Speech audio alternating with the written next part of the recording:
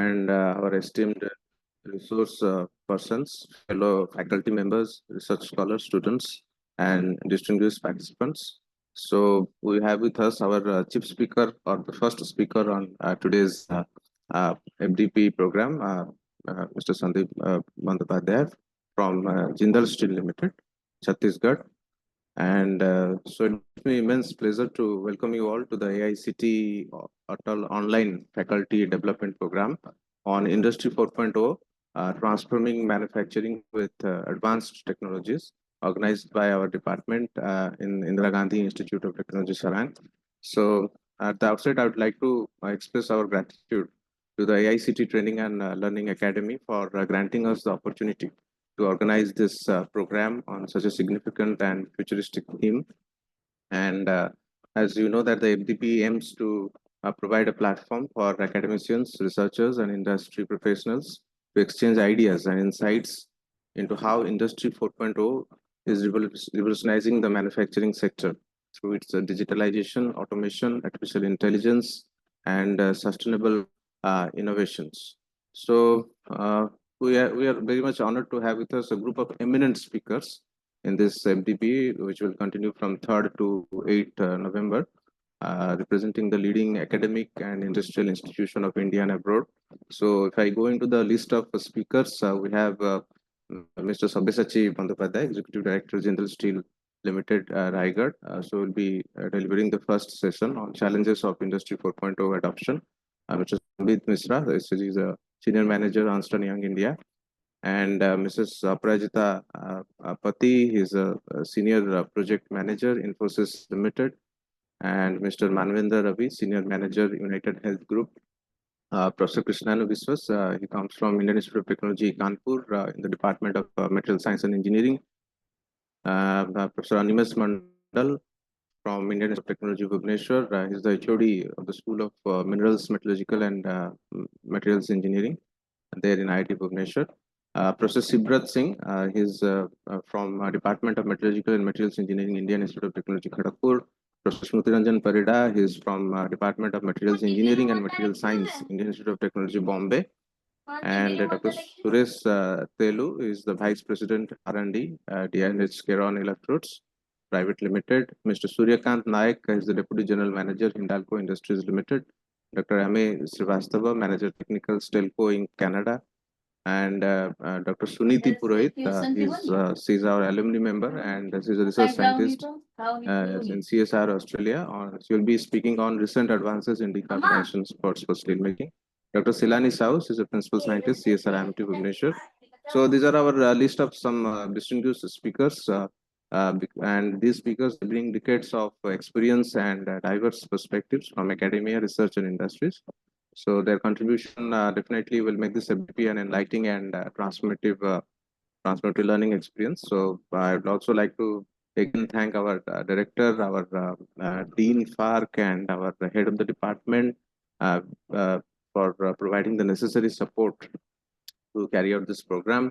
I also acknowledge my co-coordinator, Dr. Ipsa Tripathi, and the entire organizing committee members for their hard work in making this event possible. So finally, I extend my heartfelt thanks to all the participants who have joined from different parts of the country.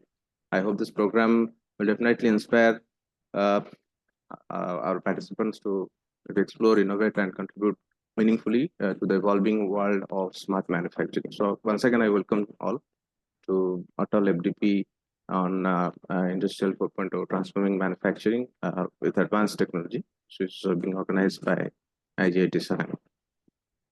So now I request our HOD sir, Professor Dr. S.K. Sahu sir, to say some few words on this occasion. Thank you. Am I audible? Yes, sir. Yes, sir. Okay.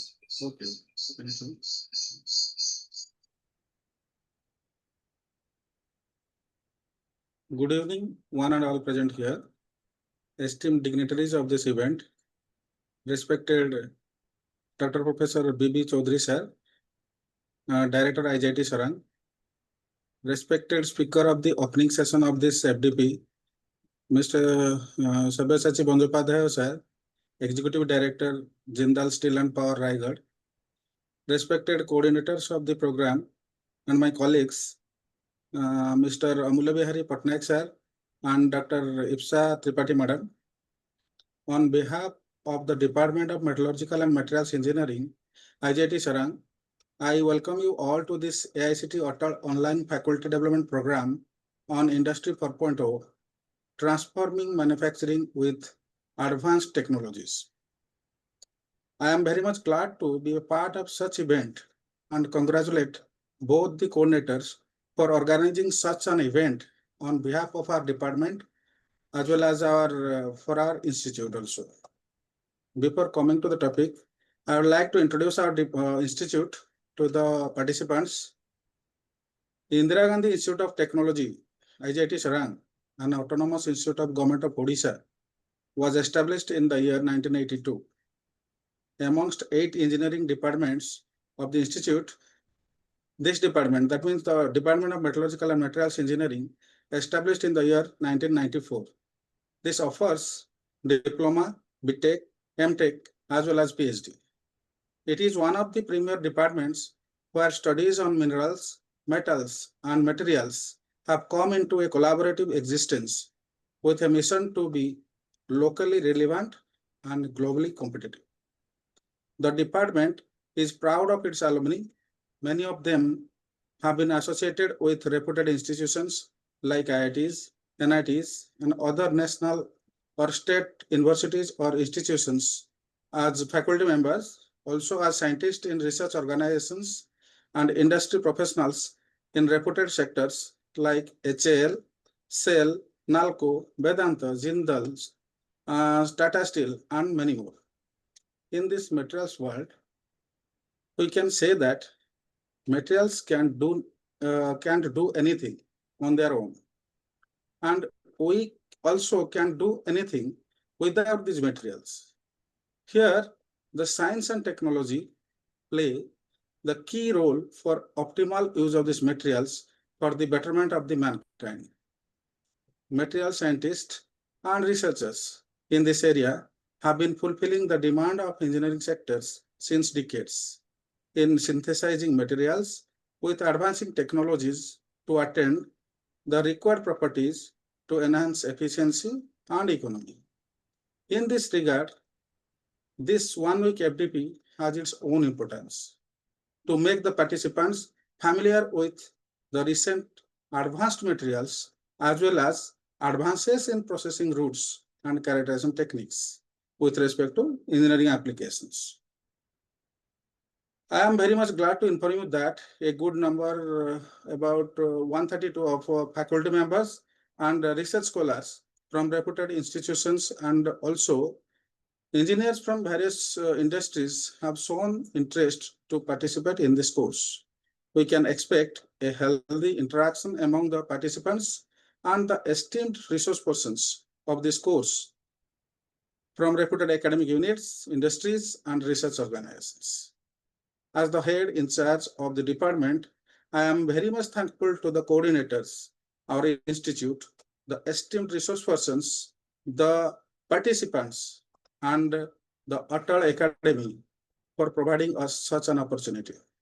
Finally, I wish all success to the organizing team of Industry 4.0, Transforming Manufacturing with Advanced Technology, which will continue till 8th November 2025.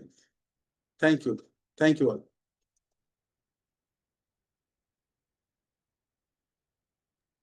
Thank you very much, sir.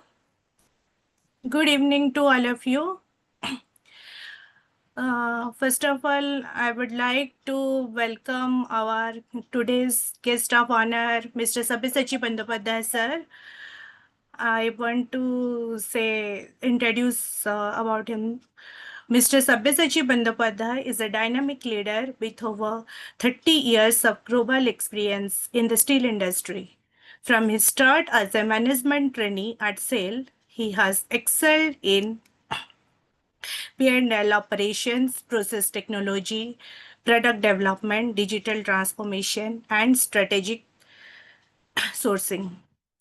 An alumni of Jadavpur University and NIT Durgapur, he has held key leadership roles at Big River Steel and Steel Dynamics and currently serves as a whole-time director in the board of Jindal Steel.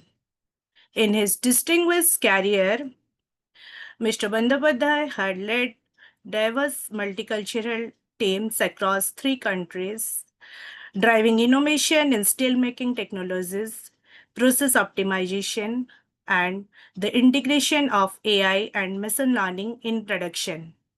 His expertise spans hot and cold rolling, galvanizing, procurement, logistics, and quality management of both flat and long products.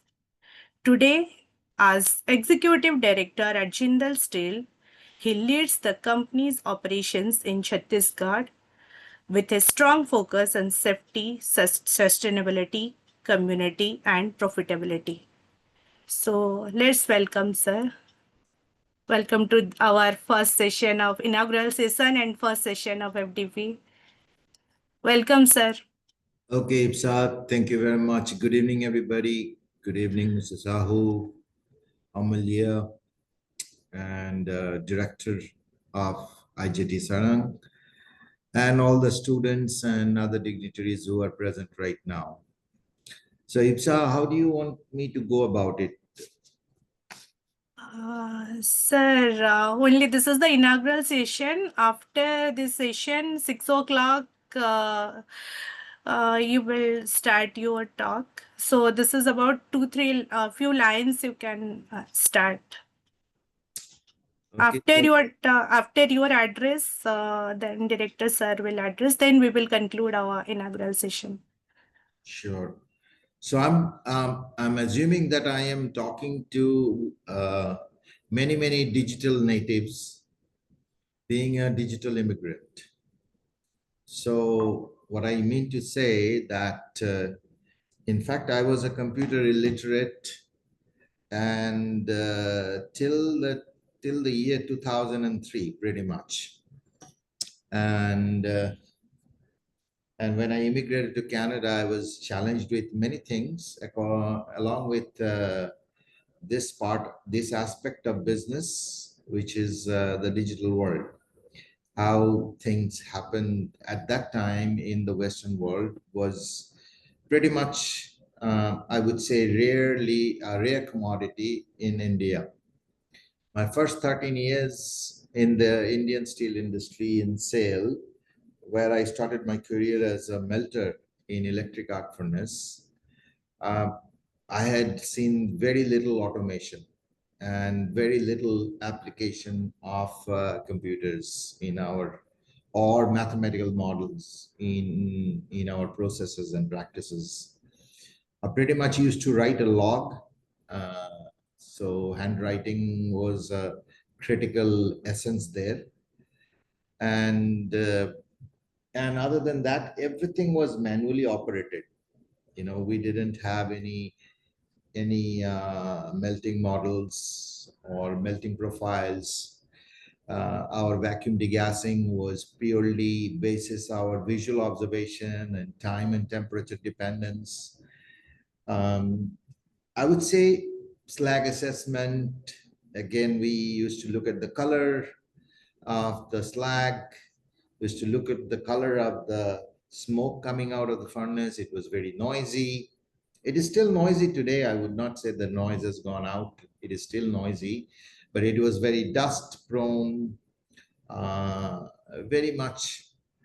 Also, if I look at from the safety and environmental standpoint, this was not the most premium, pristine state that we started working or we experienced how the work took place. Once I moved to the Western world, by default of my immigration, and finally landing up in the Western steel industry, Western world steel industry, I think my eyes popped out, how things are done there, how things are governed and practiced and organized.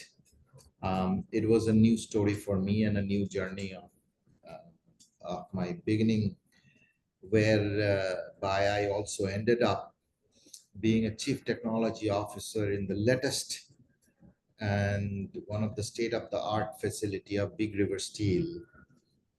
And I do not have any background in any of the hardwares or automation softwares or even programming languages, but I had the honor and privilege of leading Big River Steel's journey of being a technology company that happens to make steel. They called themselves the Rebels, and it was my great fortune to convert a slogan into reality. Now, I had a lot of contributors in the journey, but primarily my metallurgical background alongside my steel operations and steel technology background, alongside the process metallurgical understanding, helped me to define the path for Big River Steel's journey into that digital transformation. Because in the digital transformation, there are steps of digitalization, and finally the transformation from a physical world into a virtual world. Now, everything remains physical even at the time of digital transformation when it takes place. Physical beings are physical beings, but there are processes and practices that are adopted.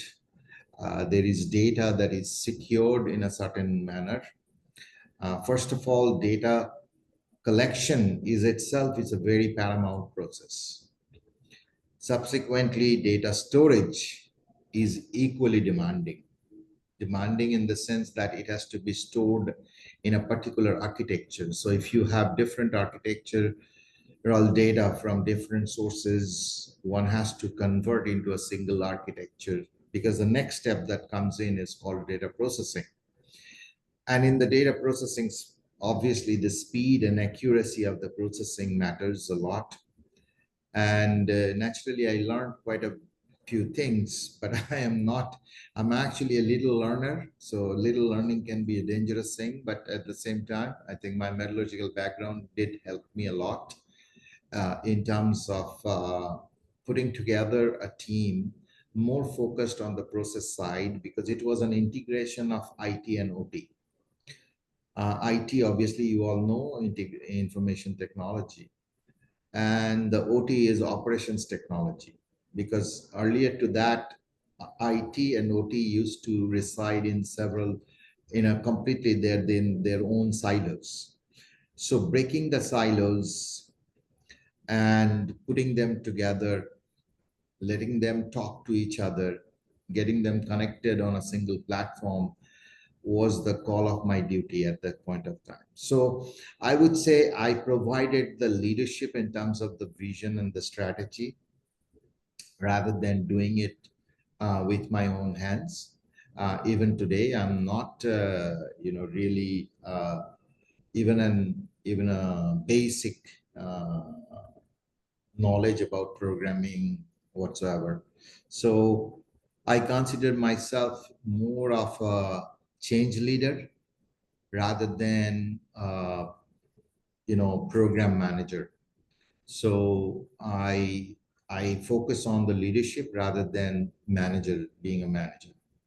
And that has been my I would say focus during my entire career, and how can I lead a process or a practice, whatever small or a big way that I can influence. I think subsequent to this session, I have to deliver you with a lecture. I haven't prepared. I'm not a PowerPoint person. I used to be, but I have decided that PowerPoint actually eliminates the eye contact. Now here, I see most of the attendees are without their videos. I would urge that if at least the important people, if I can have an eye contact during my session, during my talk, I would really appreciate that, number one. Number two, I also think that when I will be talking, I will be talking more about life experiences on the basis of the aspects that I would like to touch upon. And my delivery would be more limited in terms of my monologue. I would like to establish a dialogue whereby people can ask me questions and I can answer, because that will help me to think through, scratch my head, and go into my memory bank and bring out the best that I can tell at the point of the question that is being asked. I would like to wish you all a very good success with this program that you are organizing. In today's world, being physical doesn't mean anything. Being virtual is also a sense that can be brought in. And from my standpoint, I'm honored to be included as one of the speakers in this gathering. And I wish you all the very best. Thank you very much. And Yes, sir. have a great evening. Thank you, sir.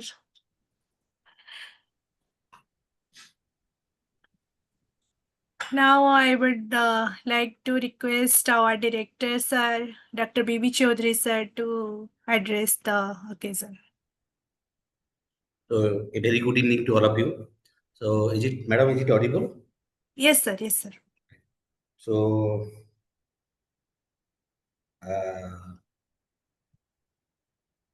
I really welcome to all the participants of the Faculty Development Program on Industry 4.0, Transforming Manufacturing with Advanced Technology. I also welcome to this FDP as a speaker of this evening, Mr. Sabyasachi Vandapantya. So, as it is totally related to the Industry 4.0, so his deliver will be guide you to how the faculty development program it helps. And also, I really congratulate to the coordinator of the programs, course coordinator, Professor Amulya Bihari Patnaik and Professor Ipsa Tripathi Madam, to choose a nice topic on the Industry 4.0 and its effect.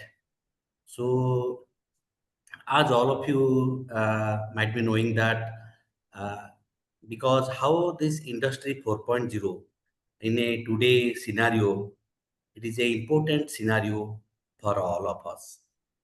Because I am also related to my research topic is in industrial robot and its application and mobile robot. So I have completed my PhD in the year 2007-8.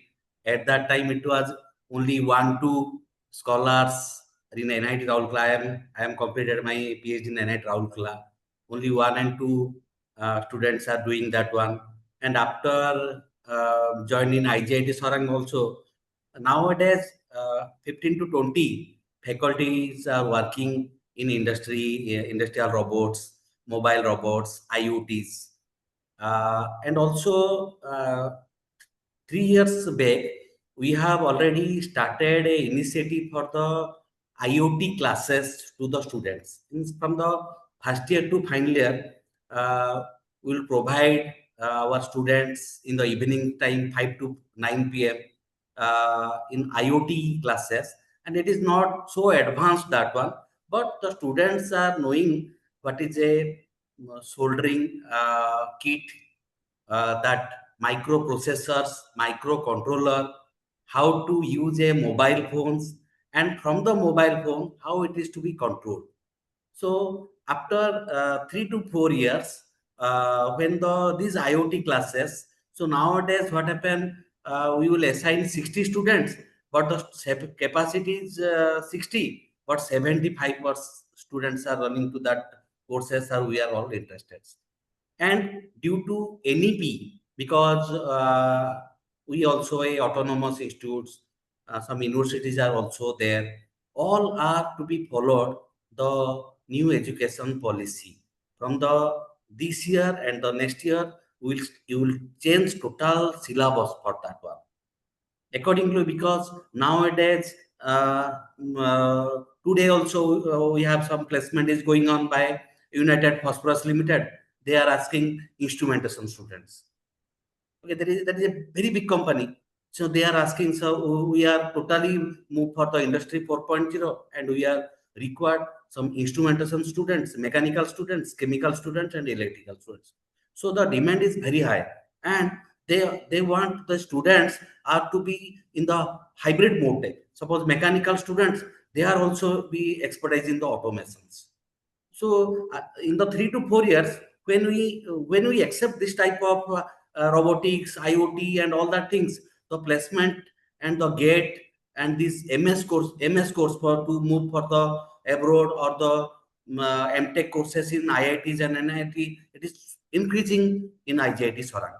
So these courses, because in everybody, because it is a faculty development program throughout the India, all the participants have joined. So why this AICT has implemented to all the faculty? Because when the faculty knows the things, they can guide you. That how guide the students, how this to be effect, because sir has the main person in the JSPL. So they are doing in a nice way, because we have seen that Mr. Mittal has I think 10 to 15 days.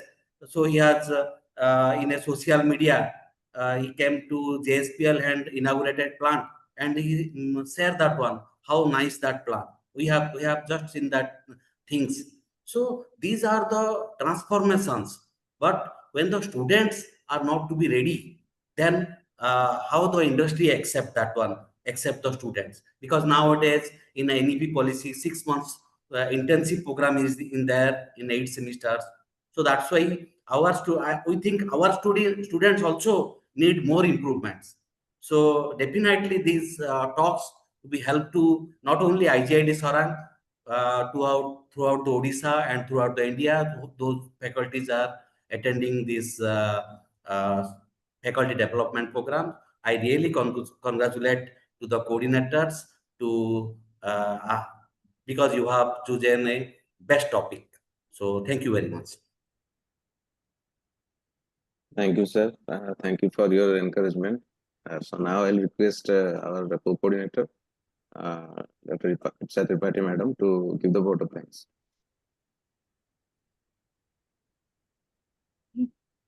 Thank you, Amulya. As this already in the inauguration session, all of you are aware of our topic, the FTP title, Industry 4.0, Transforming Manufacturing with Advanced Technologies.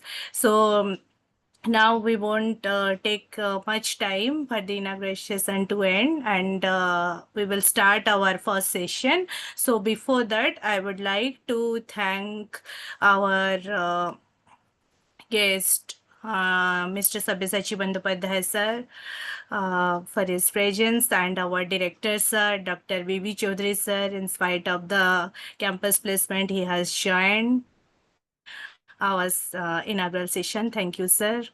And I would like to thank our HOD head of the department, Sandeep sir, and all the participants who are there to make this inaugural session a grand success. Thank you all. Thank you, madam.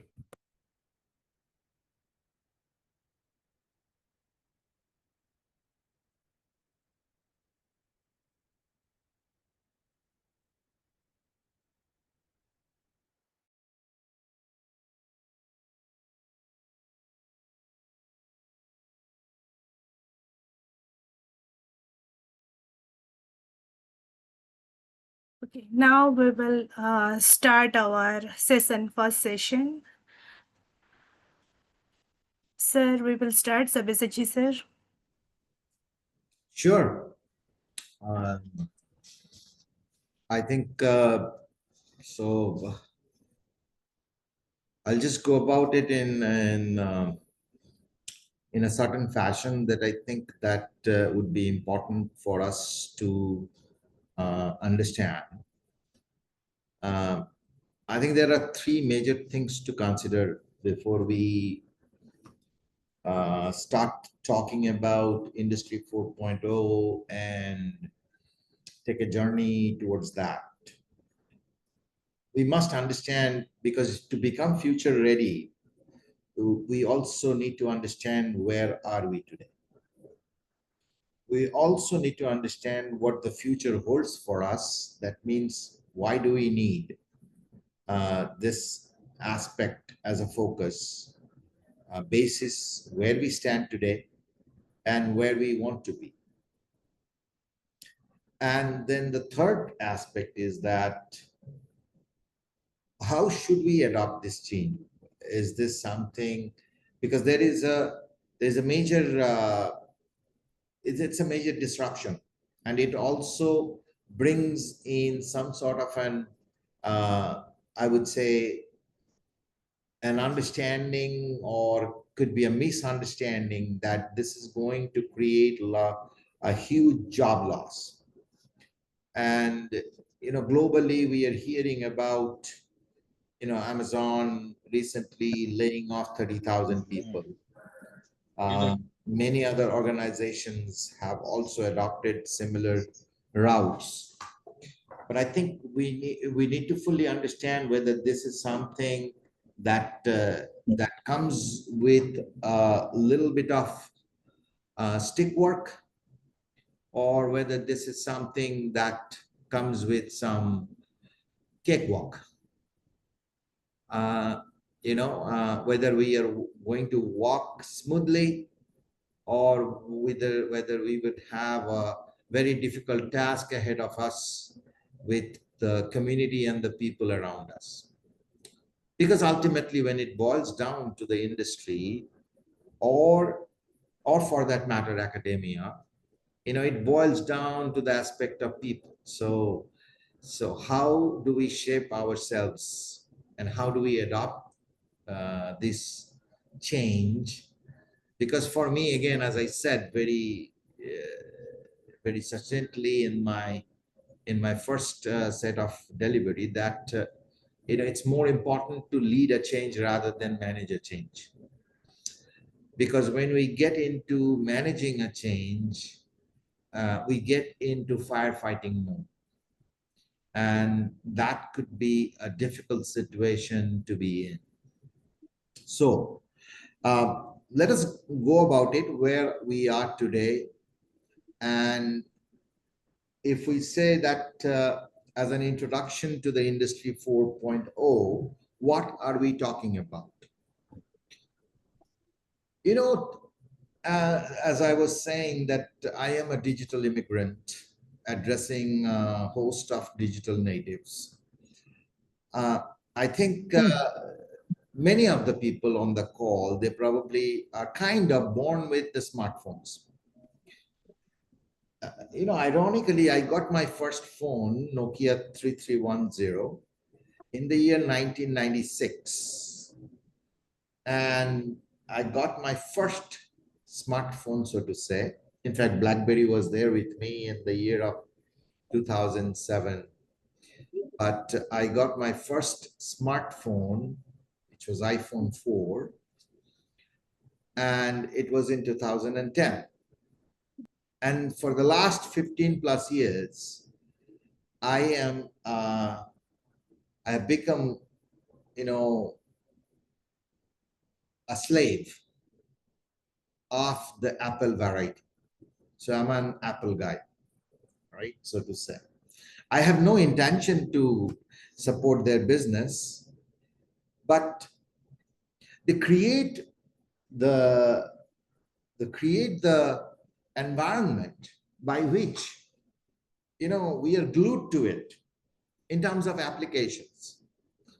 So similarly, the Industry 4.0, when we talk about, so that the phone, if you look at it from iPhone 4, it has gone up to now, I think iPhone 17 is about to be launched. So industry has seen many revolutions, from man to machine and now machine to virtuality. That's where we are coming in. At one point of time, everything was manual. When I started my career, I operated the equipment kind of manually. It was human controlled.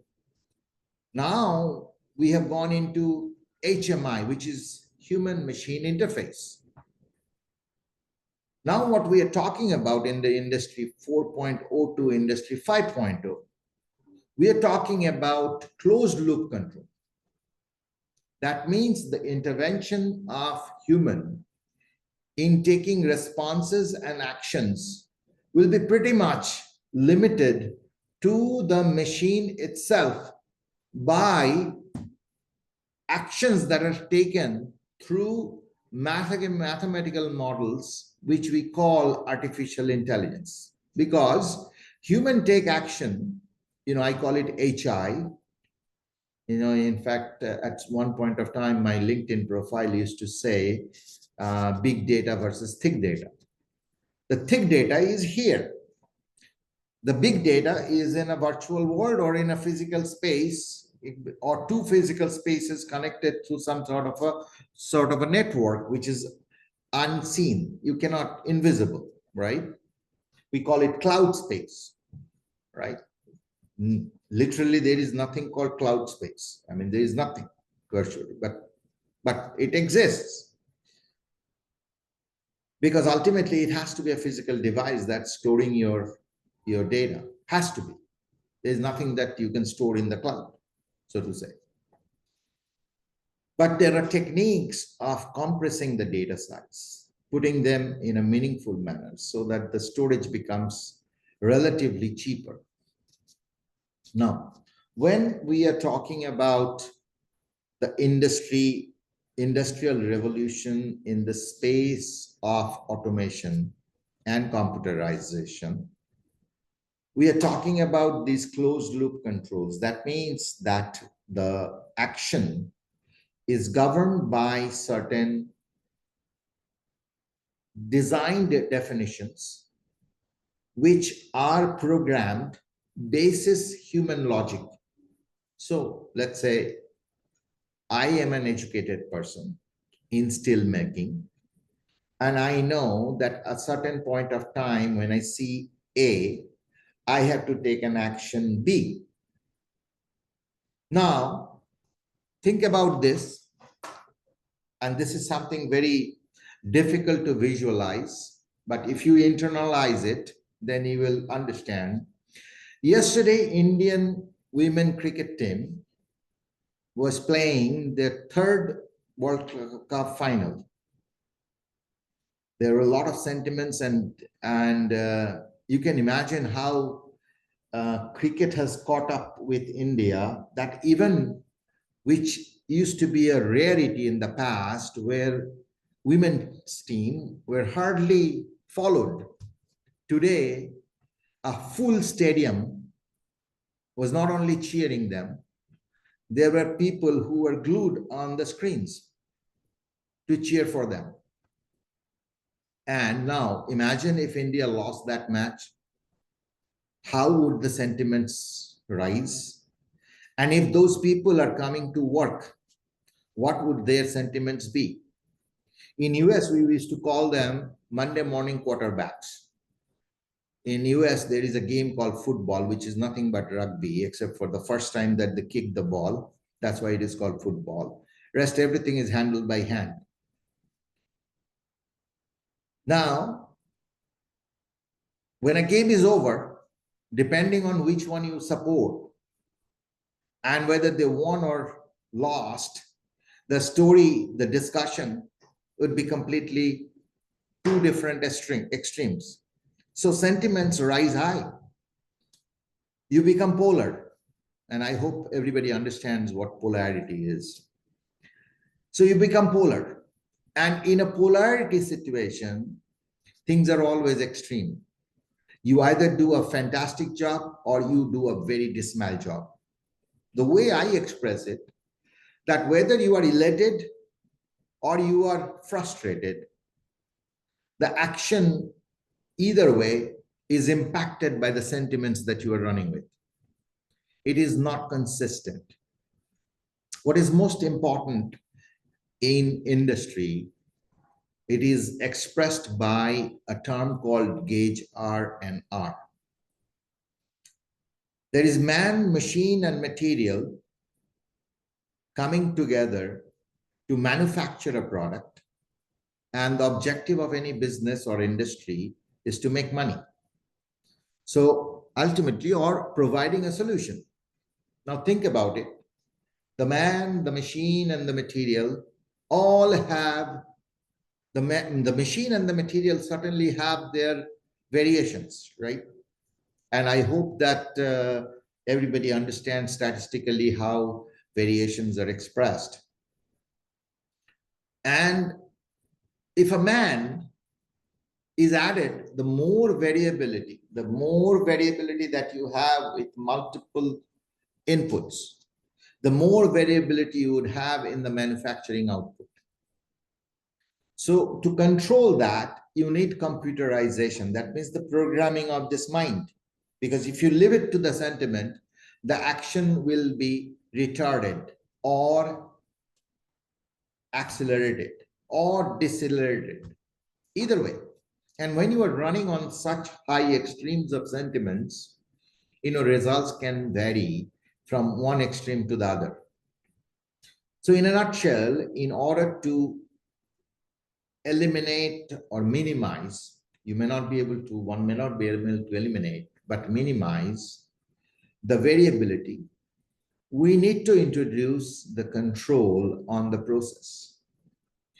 And generally in lean manufacturing, it is expressed in terms of 6 sigma, which basically represents 99.75% confidence interval, where one sigma is from the mean plus or minus 1 standard deviation.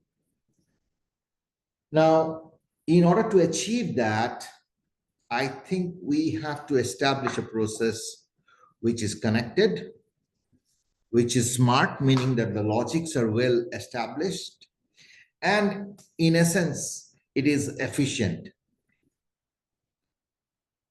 Now, such kind of ecosystem can only exist when you have plenty of sensorization. We call it level 1. In fact, that is level 0. Then you have a level 1, which is human-machine interface. Subsequently, you have a level 2, which is the mathematical model, which sends the information to level 1 to take action. And a level 3, which is a master of all, which takes the information from the manufacturing guidance or the orders that we receive, puts that information in a package, in a technical package into level 3. And again, gets the feedback from level 3 into that level 4 to drive the information back to the customer that are accepting our material as a supplier from us. So everything needs to be connected to each other. The level 0s are the hardwares that help us navigate the process condition, the sensors, in terms of whether it be a vibration of the machine, whether it be a temperature of certain aspects, including the temperatures of the bearings or the motors and whatnot. And in such a fashion that the sensorized data is collected in a storage space, and it continues to do a match against the planned or targeted or objective value. Now, when there is a deviation, now it kicks in. It kicks in it sends the data that there is a deviation. It sets an alarm, and the level 1 bases the model, takes an action. So that is called the closed loop system, which is connected, which is smart. That means thinking. and efficient because there is hardly any time loss. Because by the time an alarm comes in, if the human is in a sentimentally excited state, may not capture or unintentionally ignore, and which can cause a huge impact in terms of the response mechanism that is needed at the point of time. Now, I know there are probably a lot of metallurgical engineering students, and they must have read a little bit of metallurgy. There is a process called continuous casting. And I'll give a specific example of continuous casting. And if I am crossing too much into the process metallurgy, then just raise your hand, IPSA, and just tell me not to talk about it, because if it is beyond the understanding or comprehension, I think it will fall in no man's land, and it will not serve the purpose. So then I will again temper myself down. So please help me remain at the level that the audience is. It's very important for me. So I'll give you a specific example. Let's say there are, in continuous casting, whether it be it slab or a billet or a bloom or a round, there is something called defect. And the defects can be of internal defects or could be of externally visible defects. Now, in order to sense the defect, first of all, you have to have something called visual analytics. A lot of people have started using those. This is called surface inspection systems. And imagine that these cameras that are put in, they have to be high temperature resistant, but with high clarity, right? Because the resolution of those cameras at those temperature levels, which is in about 1000 degrees Celsius, has to be very, very precise. Now, I can do that with surface inspection system. But what if I am able to connect my process parameters deviation at the start of it so that I never get into a crack? That means I can take an action to correct the process parameters, to completely eliminate the crack formation by various process optimization techniques, either reduction or injection or increases or etc. etc. I can talk about a lot of different things, but I'm keeping it at the surface level, superficially speaking. Or else I can take a reaction once I see the crack coming out. Right now, many cases, even my process parameters sensorization, they may not be fully accurate because there is always a negative, false negatives or false positives, so to say. All tests have their variations. Even during COVID, there were a lot of false positives and false negatives, right? We had that. So we know that can happen. But if we consider, if we had that, and if the decision bias is highly accurate, then at least with that accuracy level and the precision and the bias, I can actually take a much better decision, much better governance on the entire casting process. That means, again, it has to be smart. That means intelligent. It has to be built with the right kind of logic. They have to be connected, and they have to be efficient in terms of taking the action rather than waiting for the control room operator to take the action. It can also go to the point of defining that abort the cast. Now, there are two types of models that work in our space. One is called advisory, and one is called adaptive. We prefer that these models are adaptive rather than advisory. Because in advisory, we are again dependent on the human intervention. In the adaptive, the machine itself adopts the advice, takes the action basis the advice, and helps either minimize or eliminate the situation and escalate the problem at a different level of resolution.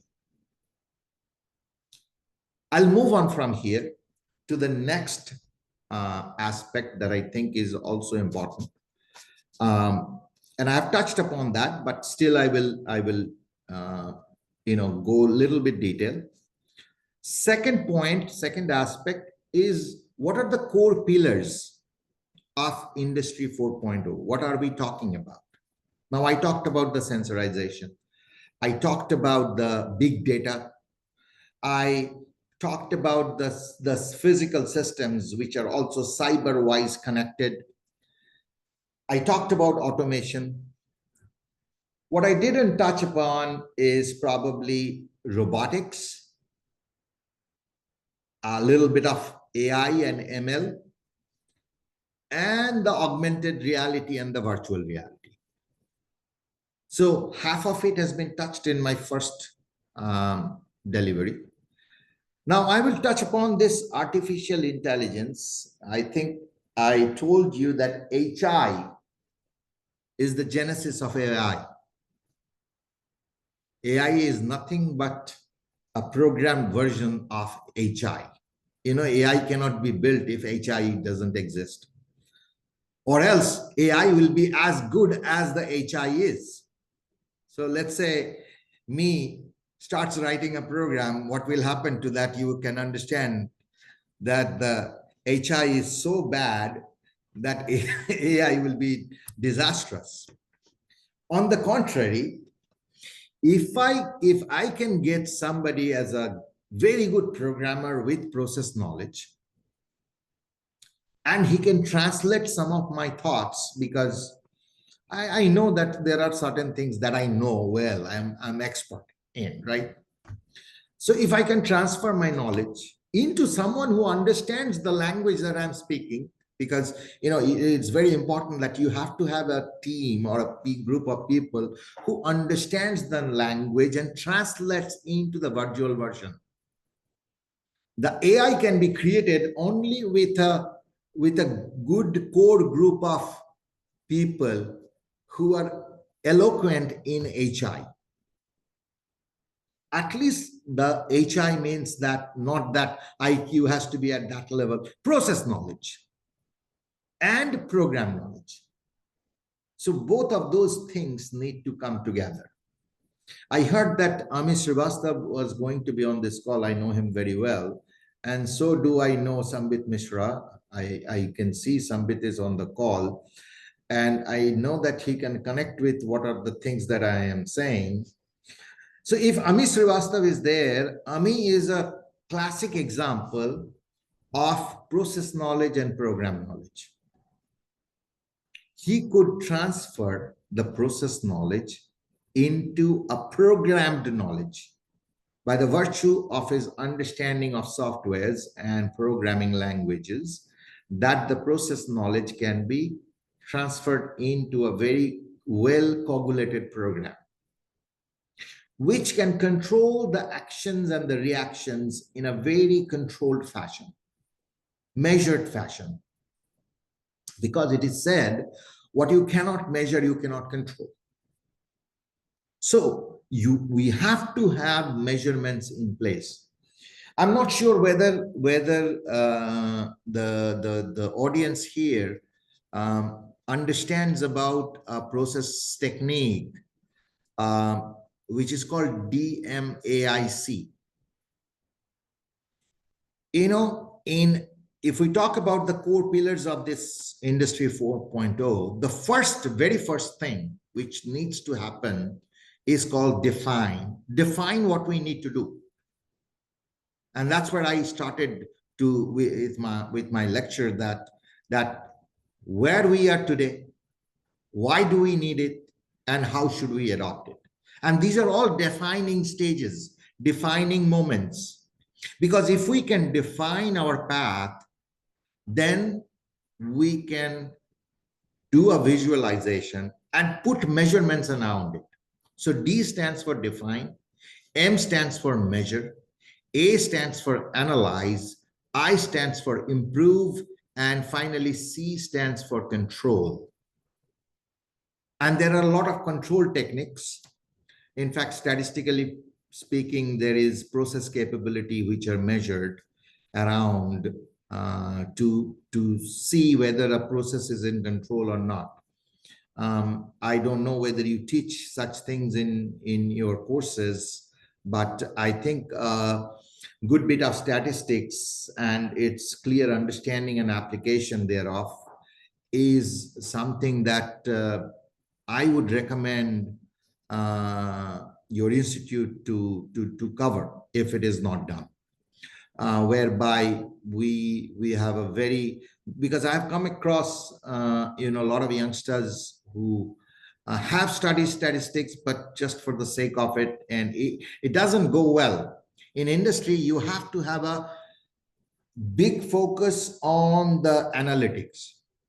So big data is big data, but if I don't know how to analyze the data, if I don't know how to process it and convert the data into information, then it means nothing. Now, it doesn't stop there. So data converts into information. That's one part. Information must be converted into knowledge for mass. And finally, the thing that I was talking about is the decision-making tool. It's called wisdom. So the journey has to take place in this whole path is data covering to information, to knowledge, and finally to wisdom. Because the wisdom part will eliminate the human sentiments that play the role in action and reaction.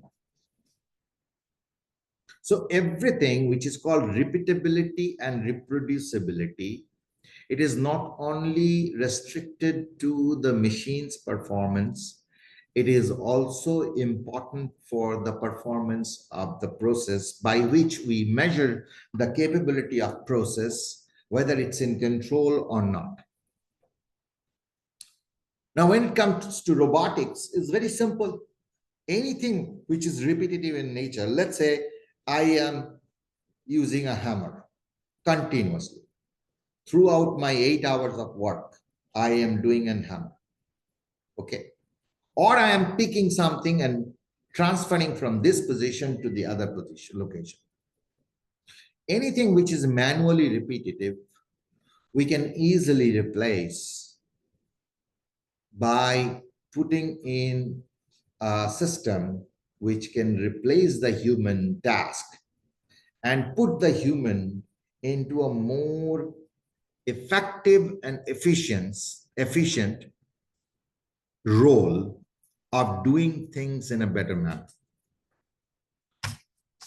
Nowadays, people have come up with augmented reality and virtual reality, whereby they're training a lot of operators in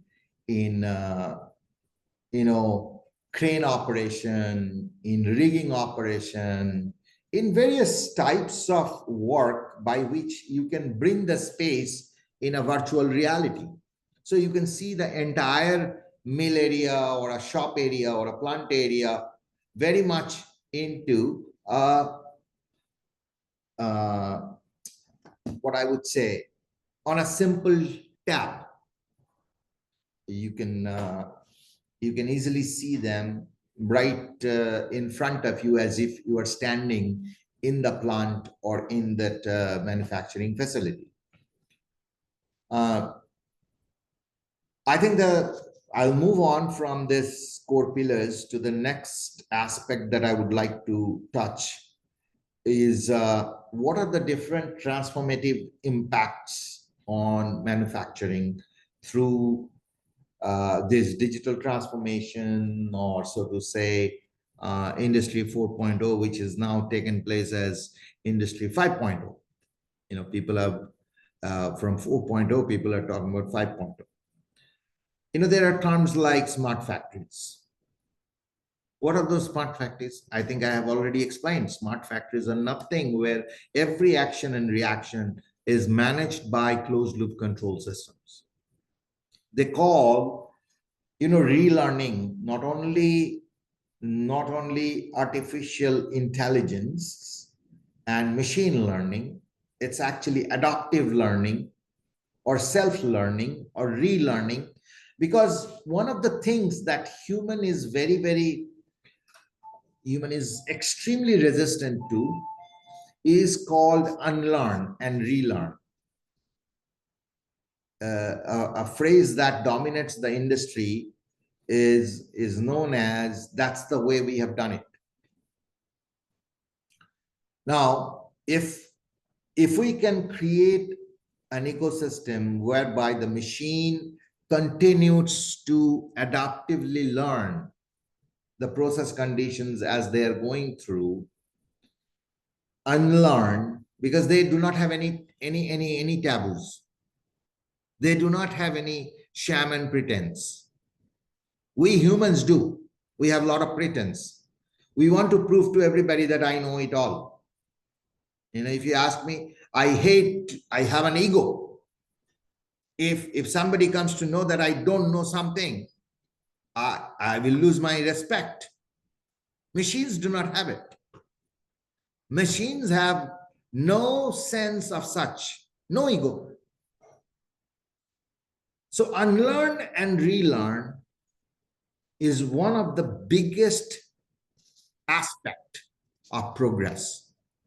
Machines can do it. How can machine do it? So we have to bring in the smart factories. Brother and sister, machine doesn't have a gender. So brother and sister, please unlearn that my input has changed.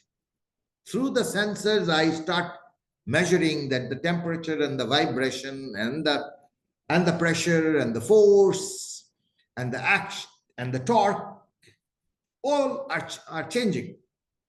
So you need to adapt. The human says, no, I don't need to adapt. The machine says, AI says, yes, I can adapt because I have to deliver an objective.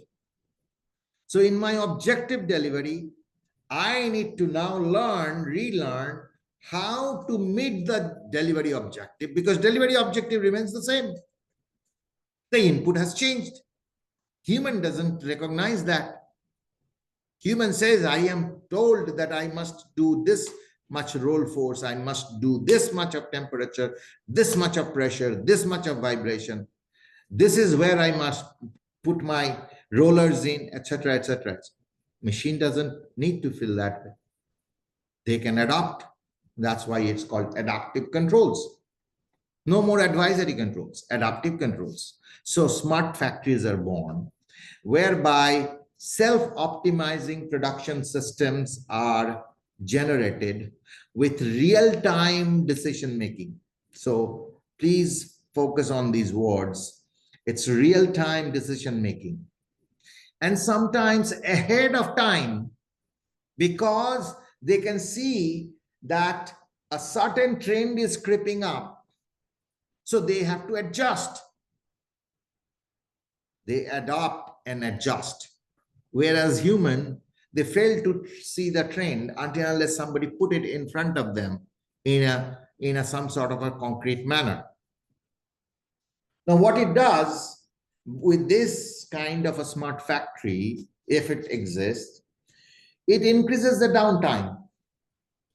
We have started talking about, and this is my dream. So I'm going to talk about my dream. There are two phrases that are used.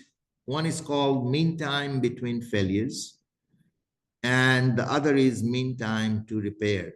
Now, if there are any other people from industry, I think Sambit is there, he would be able to correlate to this.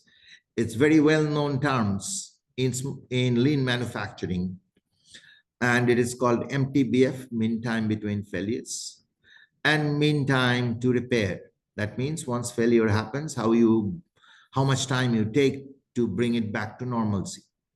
My dream says, why failure? We should not have any failure. We should be able to predict failure, because there is another study called failure mode effect analysis. And in that failure mode effect analysis, there are three things that we talk about. One is called severity, one is called the occurrence or the frequency, and the third is detectability. Now, if I can get my detectability to the super efficient level, I will never have failure. So what I am left with shutdowns planned. And I call it mean time between two shutdowns. So my MTBF is replaced with MTBTS, mean time between two shutdowns. And what is called MTTR, because I'm not repairing anything, I am stopping and starting. When it is planned shutdown, I am stopping and I am starting. So it is called mean time between stop to start, MTBSS. Now, if the entire industry, across all the industries, not the one that I am in right now, or the operations or the business that I am in, if every industry converts itself to MTBTS and MTBSS as their key measures and metrics, I think the industry will see a revolutionary change. And again, as I said, we have to be leaders of the change. We should be leading the change rather than managing the change, because managing the change is the most difficult proposition in human life. What it does, it increases efficiency. You know, one of the things that is very important in the industry is reducing waste and becoming energy efficient. Waste, it's not only physical waste. There is something most underestimated. The effect of that is waste, which is of spiritual waste. So when I say spiritual waste, it's the decision that leads to the different types of downturn, failures. Because on an hourly basis, on a minute basis, on a day basis, on a week basis, there are people who are taking decisions on the fly, on the floor. And so that means we are depending on HI, or the human intelligence. Now convert that into AI, it becomes repetitive every time. No sentiment governed. It doesn't matter whether India lost or won. And it is repetitive in nature. It also helps, the other impact that comes in, it also helps in customization and flexibility. So what it means that from a mass production concept, it goes into a mass personalization or customization concept. You can produce with efficiency, high degree of different kinds of product at different points of time with the same machine without changing much. The machine itself adopts and does the customization and produces the objective. What it also helps, it helps in the entire supply chain integration. If there is an issue in the Panama Canal, and I have my shipment coming from a country which uses the Panama Canal, then how can my entire supply chain be changed? In fact, I remember Sambit helped me build a model, which in fact, very recently I have again hammered people with why we are not using. It's called Baryon. So we have different units, we use iron ore, and we created a simulation model to determine from where we should have the most cost-effective, but productive and efficient iron ore sourcing basis the different mines, the different grades, and the freight rates, and the mode of freight. beautiful tool that was created in Excel, but can be easily programmed into a system so that the entire sourcing can be digitally governed. Nobody needs to touch anything. It just churns out the information easily and governs the purchases or the procurements accordingly. The other transformative impact that comes in is certainly on the sustainability, because what it does, it optimizes the resource utilization. That means today, if I am using 10 kgs per ton, I certainly can take care of the wastage, and I can go down to, let's say, 8 kg, 9 kg, 7 kg, 6 kg, depending on the extent of waste that exists in the system. So not only it identifies the mode of waste, the nature of waste, but it also quantifies the waste and creates an environment, an ecosystem by which I can eliminate or minimize the waste and become further sustainable. Because the less resource, the natural resource that I use, the better I am. The less energy that I am able to use, the better I am. Because all of these, they lead to lower carbon footprint. I'm not sure whether you have any course in your curriculum which talks about sustainability, because let me emphasize that ESG, environmental social governance, this has become a huge part of today's journey in the manufacturing and all industry alike. So there are emissions of scope nature, which is governed into 3 types: scope 1, scope 2, scope 3. And I think all the emerging engineers at least should be knowing these things, because these are very applicable to the industry at this point of time. And the next thing that I think will be part of this transformative impact, where I had started saying that there is an apprehension that it will create a job loss. If I have this industry 4.0 down to going up to industry 5.0, it will lead to job loss. In my opinion, this actually creates a workforce evolution. People, we need to reskill them, our employees, with digital tools, and also we have to skill them up for the human-machine collaboration. This is as important as it is today, because otherwise the industry will really face stiff competition from peers who will be investing themselves in this workforce evolution process. Now, I have touched upon, there are 3 other aspects that I would like to touch upon, but I think I have kind of touched upon them already.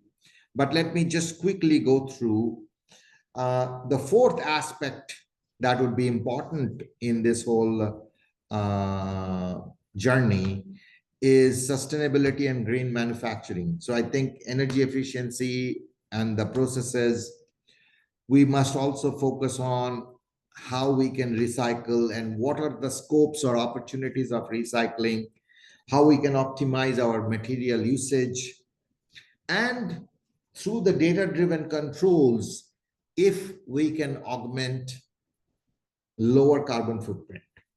Now, naturally, this green steel and all those are names. In essence, it is more energy efficient steel making, using renewable energy as a source of energy in the process. Like Jindal Steel has got the aspiration that by 2030, we will have 100% renewable energy used in 100% of our steel making processes and practices. I think this is a massive aspiration. I'm not sure whether we will be able to achieve by 2030, but the steps that we have taken in terms of solar power and wind power at least demonstrate that we are very well committed. And so are many. You know, we are not the only ones. In fact, the entire world probably has taken a vow that we will do much better than what we were used to be doing. The fifth aspect is about human-machine collaboration. I think we have already talked about it. I talked about that people is at the center of each activity. And here, role of skilled workforce alongside the automation is something very important that we have to consider. And in order to do that, you know, the reskilling of people, not only in terms of the digital tools, but also equally important is their ability to analyze the data. So both data analytics, data procurement or data sourcing, data assessment, data processing, and then subsequently data analytics to get into a wisdom mode is extremely, extremely important. So if you have educated people, erudite workforce that understands the different trends and they can have analytical tools and their skills are developed, I think they can take a better decision because the wisdom will drive the business decision at that point of time rather than raw caveman data or raw caveman knowledge. So I would like to impress upon that if, as the director of your institute was talking about, I think it's extremely, extremely important that you start introducing curriculum in your metallurgical curriculum, you know, a part about process modeling, process metallurgy alongside process modeling, so that they are skilled in doing mathematical modeling along with various software usages, so that they can apply these digital tools. They are completely industry ready when they're coming in. And then I think the last aspect is all about future outlook, how things look like. I think that you know, we have a lot of processes. You know, you look at countries like China, they have really seamlessly integrated smart factories through integration of adoption or integration of AI, Internet of Things, the sensors, and also robotics. It's been seamless, and they have started offering that to the world as well. And it's really impressive the way the Chinese industry, they have adopted such tools and techniques in their business conditions or in framework. And I think that as I was telling earlier, that the global trend is right now towards Industry 5.0. Many of them have already put 4.0, which is the basic automation, but it is Industry 5.0 is about very much, you know, productivity centered, efficiency centered, effectiveness centered, and obviously focused on sustainable manufacturing, which is the call of the day, because the earth that we live, it doesn't belong to us. It belongs to our future generations. We have just loaned it from them. So let us all be responsible and behave equally in that fashion.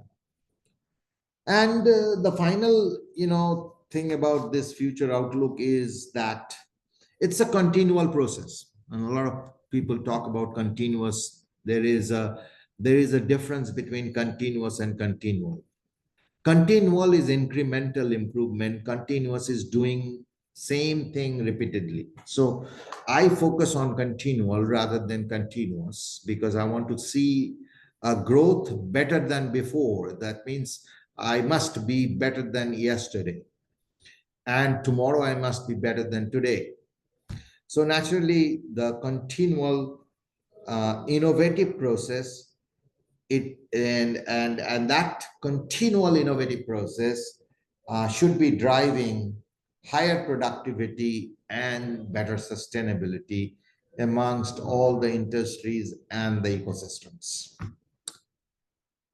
And with that, I think I am open to questions, Ipsa, if that makes any sense. I think, without PowerPoint slides, talking for almost close to 48 minutes is something that people probably couldn't see anything other than myself on the screen. Over to you, Ipsa. And anybody who would like to ask a question or two, I am more than happy to answer.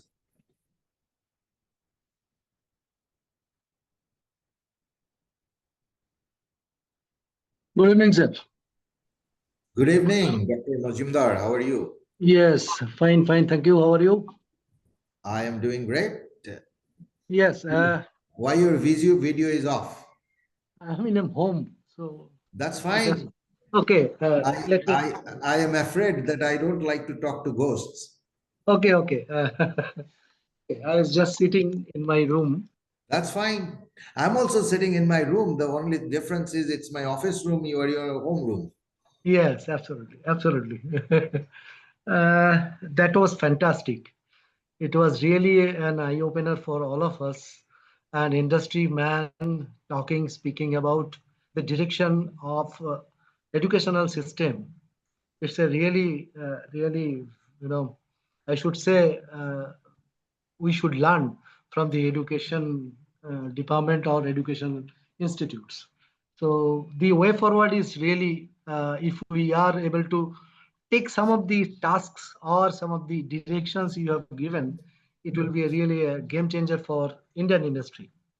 Um, that's so nice of you. Thank you for that. And I have just one or two thinking which I just want to put in front of you. Is that the government is thinking about Viksit Bharat. Government is thinking about Make in India. Now, this Viksit Bharat is in 1947. We have we have got independence, and after 100 years, we are going to be developed country. Maybe within 1 or 2 years, we'll become developed country. But for a steel plant, for a steel industry, which is going through a tremendous change in sustainability and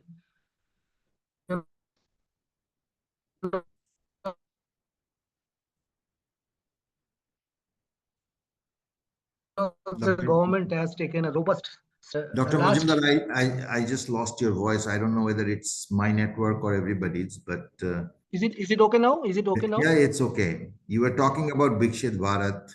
Yes, I was talking about Viksit Bharat. See, 100 years down the line, we are trying to reach 500 million ton the production capacity. Now, during after the independence, the thinking of government was to create job, to create industry, to bring out infrastructure into the country so that country gets developed. Now, as we reach 2025, next 22 years, we are talking about sustainability. We are talking about carbon footprint. We're talking about so many things. Bringing up AI, bringing into IoT system into our industry. Now, what should be the policy a government should take?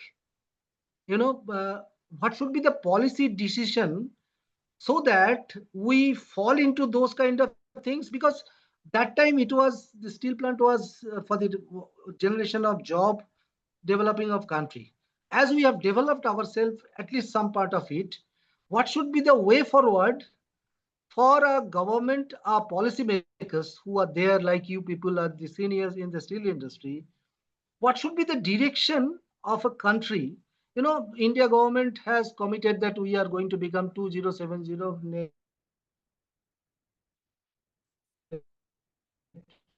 net Your voice zero, is net getting zero, lost. and we should think about our next generations. So what should be the policy changes, or what kind of direction steel industry should think about? I know you would not like my answer, but let me tell you that if you ask me, I'm not focused on policy. I am focused on action. I understand. I understand. But really, because I'm sitting in a country which is the youngest by age, median age, with the highest population, where 65% of the population is under the age of 35. I don't think this kind of a country wait for a policy. one thing, sir, I tell you one thing. Today we are 35, the youngest country. After 25 years, we will be the oldest country. Please remember that, because these guys will become old at that time, and all the people will become old that time. So obviously, there should be some kind of thinking, because as we are youngest country, we are boasting ourselves that we are youngest country. But 25 years down the line, we will become the largest country which is having the senior citizenship people. So what should be why I'm asking you is that it's an open discussion, because these are the things we should discuss as an education and from the industry. As you are veteran into steel industry already 30, 40 years, almost 35 years, more than that, they are in the industry. So what would you, it's like, I'm asking you as a white paper like thing. What you think? It's not that government should abide by your thinking, but what is your thinking? We just want to know. See, in a program where it is getting recorded, I would like to reserve my opinion on government policies, because it's a very sensitive matter. As I said, that's why I don't focus on policies. I focus on actions. And so when I have been asked to address the audience here, I reflected upon the aspects that the industry will benefit from, actions that can come in, or that have happened, or that will happen. Number one. Number two, I have also addressed or tried to recommend my views on what are the aspects that the educational institutions can include in their curriculum, and how they can prepare the future engineers for fully industry ready, because future readiness is something extremely important. See, this whole process is going to happen, bound to happen, whether policy is put in or not. And people want to become more efficient. Power cost is going to not going to be cheap. When you are talking about renewable energy, it's not going to be cheap. It is going to be escalating. And we have to move away from the coal-based, fossil fuel-based power generation to renewable. And India has the ability to do so. And Indian government has already put in the policy. So I think the policies are already existing. What is probably missing because of that, the growth or the improvement path, the journey has slowed down, is the ability to make those policies into effect. See, India has been talking about, India's steel policy has been talking about 300 million tons. Earlier it was 2025, then it changed to 2030. I'm sure it will change to again to some other years. Now, why this is not happening? This is not happening because of our practices that are in place. An Indian a family of average Indian family, a middle class family, which dominates the Indian population, we inherently, we tend to stick to cars for years. Even today, when a car gets banned in the city by the policy of the government, it finds its place in the villages, where the purchasing power has gone up, but they cannot afford to buy a new car. So they are buying those cars that are 15 plus years old and they're still being used. Now, how many, what is the volume, what is the quantity, that I cannot tell you, but I'm telling you an impression that I carry. My impression could be wrong. I'm just voicing my opinion. Right. You are absolutely right. You are absolutely right. So until unless this whole attitude about replacing old with new and on a periodical basis comes in, scrap organization, I have worked multiple years in the Western world, there the steel making has moved from blast furnace BOF to electric arc furnaces. Almost 75 to 80% of the US steel production is scrap based, and they're very organized. They're well collected, they're well processed, they're well segregated. Most of the steel makers do not have even radiation detectors. Absolutely. But in US, it's like a mandate. You have to have a radiation detector. Absolutely. So I think policy is one thing, action is different. But in India, policy, action comes after the policy. That's the problem. So Argo, I will again tell you, I was talking to, so we had a team of consultants to survey, various safety aspects of the steel industry, because the JPC and the steel industry have chosen certain steel manufacturers to do this survey. And I was telling them that what it needs to happen, the mandate is not important, but the discipline and the sentiments and the behaviors are important. I will use a phrase that I have coined for my people, and please listen to it carefully. I go like this: belief drives commitment. Commitment drives behavior. And behavior drives performance. Where is the policy in it? The policy is belief. No. No, Because, I don't think so. Because once you make a policy, you believe that you are going to do it. So then why India did not achieve 300 million tons by 2025? It will be reached. It will be reached by 2030. Obviously, it will be reached. Gorgo, there is no shade of doubt. You have to get there. Yes. Because we have just crossed 100 kg per capita of steel consumption, whereas the world average lies at 225. Yes. We have to get there. There is no shade of doubt, and we will get there. But the years keep on eluding us. I agree. There is, that's what my question was, the steel industry is really very, in a action is needed. The way government of Andhra Pradesh gave the environment clearance on a very fast track to ArcelorMittal Nippon Steel, the similar things need to happen. It's all about action, not about policies. So it's about policy of decision making. No, decisions doesn't come because of policy. Decisions come if you are committed. Decisions come if you are having a closed loop control. I understand. Policies are governed by many factors, and I'm not going to get into it. Yes, I understand this. So we will have a great discussion on this. I don't want to put other people into this kind of discussions, but I don't know whether other people are liking it or not.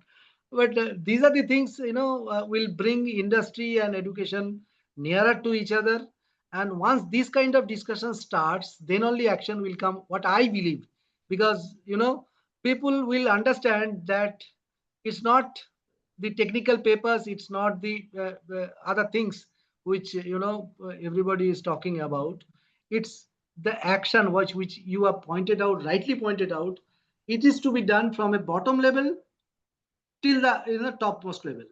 Once it is there is an action into the whole system, then the whole system is this, the entropy will go high and the things will be in a right direction. What I believe in that. And thank you for that. I don't want to linger into this, but it was really good discussion. Thank you, sir, for that. Not a problem. Thank you for the question. Our participants have few more questions. What are the primary sustainability challenges in continuous casting? Amulya has asked, and Okay. regarding renewable energy, here is my observation. As in many regions, especially rural areas, grid integration and net metering are not streamlined. Some electricity boards make the approval process complicated or slow, discouraging households from installing solar system. So Satya Prakash Raut has asked. Okay, so first of all, Amelia, primary sustainability challenges in continuous casting is all about making prime or making it right first time. And when you make it second time, you are burning raw material as well as energy. That's my simplest answer. There is no other primary sustainability challenges. The only thing is it has to be right first time, every time. And in our jargon, I have introduced this term called FTR, first time right. So we don't talk about overall prime, we talk about first time right, so that we do not have to do any rework whatsoever. The second is more of a statement from Mr. Raut, and I think I really do not have much idea about the households installing solar systems. I do not own a house in India. And so I really don't have any idea whatsoever. But again, it goes back to the policy and the action discussion that we were having. So policies exist, action misses. And that's why this statement has come. That much I can say. Sir, if Yes. I may, I think you have already presented half of my slides, more than that. But if I may ask question, I think a lot of academia is there in the call between teachers and students. I spoke about such enriching experience and the transformation capabilities of the technology industry 4.0, 5.0 bringing. How can a career choices be influenced on industry 4.0? I'm sir giving, I think some years back, this mechatronics which came, which was a fusion between mechanical and electronics. I think metallurgy or conventional core education or degrees can collaborate and little bit more hybrid, where people can have the vision technology, which industry 4.0, and make it more attractive to join a manufacturing sector. I think manufacturing sector has lost, and please correct me, its preference of joining for young engineers or young graduates. How can industry 4.0 reignite that value proposition for the entry engineers, sir? Okay, Samit, I think that I had attempted to address this part as well. I think in most of the situations, what we find that the students, the graduating engineers, they have a lot of zeal to perform, but certainly they prefer white collar versus blue collar. That's number one. Now, what I mean by industry future ready is if they come in and become the solution provider rather than somebody hand holding them, because the people who are going to hold their hands, they are like me. They're somewhat digital immigrant with some ideas, right? Some semblances, but not effective or efficient. They're still living in the past. But if we, through our curriculum in the different academic institutions, if we start bringing in what is future readiness for industry and make them future ready in terms of not only the engineering part of it, but the ability to unlearn, relearn, and skilled to fit Absolutely. in. So I think this is where the course curriculum, in fact, I'll tell you that Argo, I believe, has also been involved. The OP Jindal University that we have from Jindal Steel, you know, we do not own it, but it is something that we have created. We are now creating a completely steel industry ready course curriculum. And I even recommended during the first inaugural event, very recently, I think it was last month itself, I also told them that, you know, why have you restricted to the metallurgical and they call it material science now. Why are you restricting it to material science department? You should open it for civil engineers. You should open it for mechanical engineers. You should open it for computer engineers even, because one of the professors of computer engineering, she asked me this question. I said, ma'am, the only thing that you can do, you start teaching your students with a little bit of metallurgy. Because the computer engineers, they do not read metallurgy at all, but they come into the steel industry and starts write programming. How can they write programs if they do not understand the process? So I think, Sambit, to address your question, I believe the readiness comes in from what kind of education. I am focusing on more and more interactive learning. I would propose that we do interactive learning, and that's what I told OPJ, that start interactive learning. You know, hold the student as well as the professor accountable for the outcome of the project. Absolutely. Now, that's a perfect blend of industry and academia, where we create more and more projects out of the graduating students. Now, most of us have started increasing the number of people in the engineering courses, most of the colleges, because, you know, naturally I can understand why you want to show that my strength has gone up. You know, I'm graduating with 50 students versus 20 students. I think that it is important to keep a teacher-student ratio to a single-digit number and give them the proper, you know, what is the point of producing engineers who don't even understand what is the definition of work? And Samit, you have come across this multiple times. Yes, yes. Absolutely. They don't even understand them. We are basically creating educated supervisors. I call them gang leaders, nothing else. They come, we put them in shift work. And then they get disillusioned, they leave. Where do they go? I don't know. Somewhere they are trying to find out what commercial. And then they start making a lot of things about, I am an engineer. If I go to contract department, I will be able to contribute. I mean, I really, why did you go to engineering? You know, I have seen metallurgists not practicing metallurgy. You are one classic example. You wasted a seat.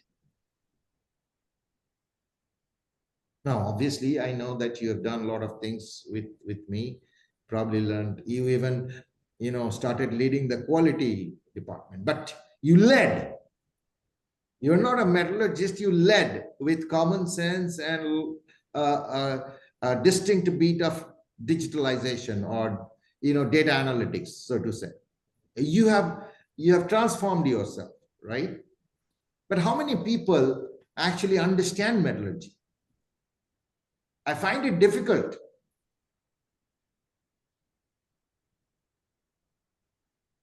Agree, sir. Absolutely. I think I see now with multiple manufacturing setups, similar trends are there in terms of being in mechanical, being civil, being electrical. I think a lot of silo thinking and silo competencies are available, which basically is slowing down the 4.0 agenda, because 4.0 is a horizontal agenda, as you beautifully articulated in terms of it cuts across all department, it cuts across all functions, it cut across all businesses and cut across all processes. So I think need to have innovative careers and innovative competencies right from our formative years to be ready in this new age of digitalized and connected factories and smart factories. Absolutely, sir. Absolutely. Okay, I think we have exceeded the time limit that IPSA had kept for me. No, sir. You have Now already finished 25 minutes more is left. You have already finished half of my presentation. It's okay. Sir, you have beautifully explained the smart factory concept and how from our traditional methods, how we came to this technological advancement, all the steps, by giving the mobile example, everything by layman term, you have explained beautifully all the concepts. Actually, what is the meaning of Industry 4.0? You have explained beautifully. Yeah, it's always, easy to use very difficult terminologies, talk about the current buzzwords. But I think, action is a focus, instead of all these different, there are people will start talking about digital twins, people will talk about decarbonization, and people will talk about various You things. have explained those meanings, the terms used, in whatever we understand in the simple sense, you explained in that way. The sustainability, data analytics, how we are using those things. You have explained from the starting to this term. I think your students will be looking for terms like who can talk about ANN, and then NLPs. So, but I'm not, or LLMs. I'm not going to get there and get lost. I think those can wait. But what needs to happen is the readiness.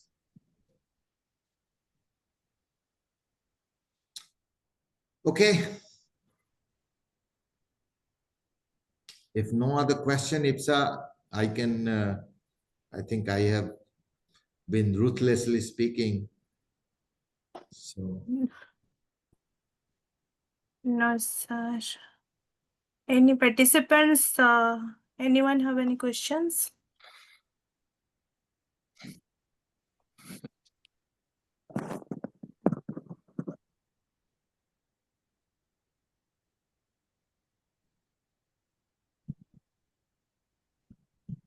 Okay, sir. Okay, IPSA. Okay, sir. Thank you, sir. I can get. Thank you very much. Thank you. I can get going with my rest of my evening, right? Thank you. Thank you, sir. Wish you all the very best. Thank you, sir. Thank you. Thank you, sir. Thank you, sir. Take care. Bye-bye. Bye, sir.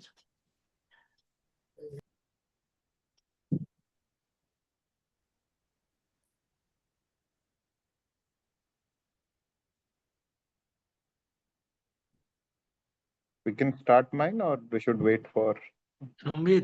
Sambit, we are eagerly waiting for your points, which he has not covered.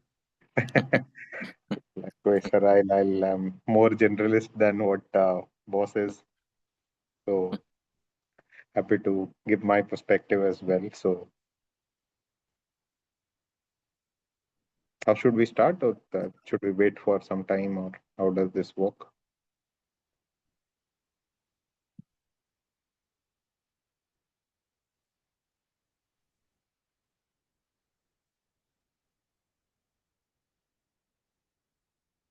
Am I audible?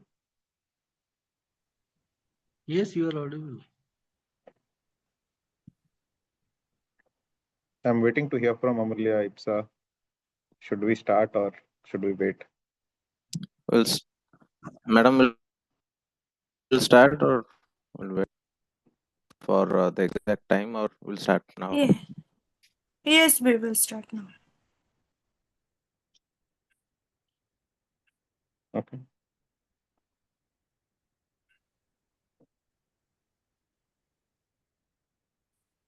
So I do have a presentation, unlike Sabyasachi sir, to present a little bit of. Okay. So so he's our Before alumni the member. Okay. presentation, So he's an alumni member of before our the institute. presentation, let Amulya introduce. Okay.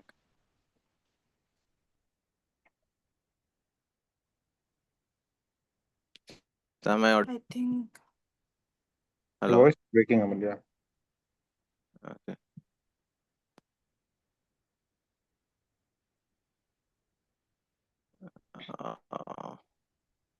Am I audible? Yeah, better. Hello. Yeah. So I'd like to introduce our next speaker, Mr. Sambit Misra. So he's our own alumni member. He did his BTech from our institute in over 16 years of experience in performance and productivity improvement. He has served more than 15 marquee clients. So he's an avid learner and practitioner of theory of constraints, way of thinking, proficient in Six Sigma, FMEA, and lean techniques, and uses new age analytical ML, Internet of Things, and simulations for implementing varied business solutions. So he has rich cross-functional experience across various functions like sales, logistics, quality control, sourcing, mining, digitization, finance, strategy domains, and has gained valuable insights working closely with the leadership team. So he's also a recipient of silver medalist in MBA General Management from OP Jindal Global University. So I welcome Mr. Sambit Misra to this ATAL FDP program, and I request him to start his talk. Thank you, sir. Thank you, Amulya. Thank you, Ipsa, for your kind invitation for this session. I work for EY currently. This is my second life, close to 13 years in Jindal. The topic that I chose as part of this session is I think we will, over the next 6 or 7 days of this FDP, we will have a lot of technical sessions, a lot of sessions which we'll talk about already. Sabi sir has spoke about technology, it's in real essence, in its elemental form. My humble attempt to all the participants in this next 1.5 hours would be able to connect the larger picture in terms of what is IoT or what is Industry 4.0 doing as far as the bottom lines and ROIs are concerned as a business. Because no business runs only for the sake of automation. Business runs to make money. How automation gets connected and convert to make money for the promoters or for the shareholders are something that I would like to present with some case studies and some flow. There are, as you can see, my topic. There are three keywords in this topic: profitability, manufacturing, and real time. These are my three keywords. We'll understand, decipher all the three keywords in great amount of detail. Happy to take questions in case, in terms of we will follow after post our presentation. Happy to take questions in terms of any of the area. Hopefully my screen is visible to all of you. Yes, Yes, it's visible. So this is briefly, I think, Kamila, thank you. You have already shared a brief life. My obviously IJT Sarang is my alma mater. 2009 graduated MBA 2014, part of Jindal Group till 2022. In the last 4 years, I'm part of People Consulting in India's largest consulting company, Ernst & Young, close to focus on connecting the three dots, technology, people, and value. These are the three tripods that I work on. So technology has to be optimum, people has to be optimum, and value has to be optimum. Driven more than 2,000 crores of delivered savings and impact on ground over the last 2 years. My clientele, current clientele has more than 3.5 lakhs of market cap. If we look at one core subject or data core word in my topic was manufacturing. Manufacturing in India is close to 60 lakh crore market capitalization, out of which I have already served close to 5.5% of the top market cap. So that's how I get connected, that I'm representing work of close to 5 to 6% of entire manufacturing gamut in the country. And I'm sure I'm trying to endeavor myself to get exposed at least to 10% of entire manufacturing market cap for the entire at the country level. Core focus of my clientele has been auto component. You see the middle graph, starting with Hero, JK Tire, and all the other logos are related to auto component. I've also worked closely with BHEL and some textile and packaging industry in Ester, Sangam, and Vakmet.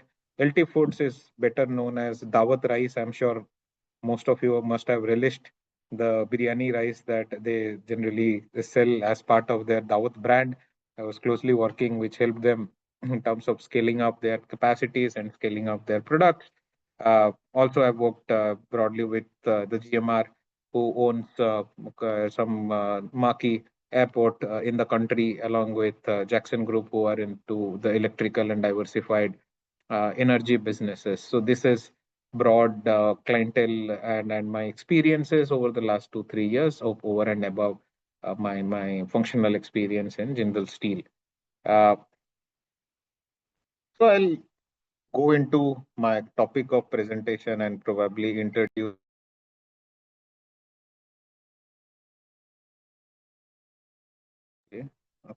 Okay, sorry. I think there was some mute, but yeah, I'll start with introducing what is real time. I think core part of my presentation is real time. So let's understand what is real time, and I'll probably start with few things. What is real time in everyday life?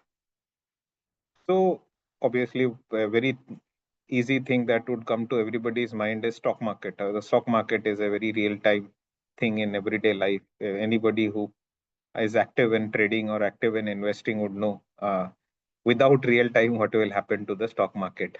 Mobility and maps, Google Map in real time can give us alternate routes, alternate locations, alternate processes in terms of how to go from a point A to point B, because Google Map is and mobility systems are actually recording data into real time into the system and feeding the user in a much real time manner so that they can take corrective decisions. So even if there is a 1 minute lag or 2 minute lag, the system doesn't work because you invariably end up in a stockpile, or you in a very traffic heavy condition. Few weather updates, cricket, flight and maritime updates, different systems, closed circuit camera that we use in our homes and in our offices, in our school, are also something which are part of real-time data. There is obviously one experience that we also do at the back, to which a lot of real-time work happens when we are clicking on our app of Amazon or Flipkart or any e-commerce.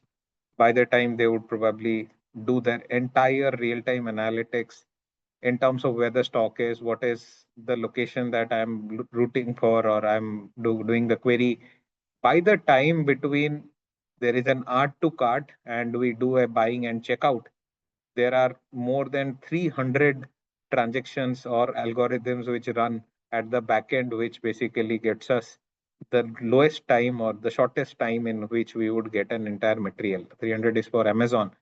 So, and everything happens real time, and you can imagine that the time lag from an add to cart to checkout would be maximum 10 seconds, 10 or 11 seconds.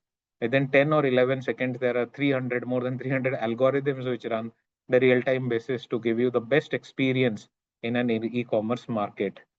Likewise, there are real time data in manufacturing as well, which are, I think, a lot of these points have been spoken by Sabi sir. In terms of product quality, the surface quality spoke about process controls, the level 2 systems, which are closed loop process controls.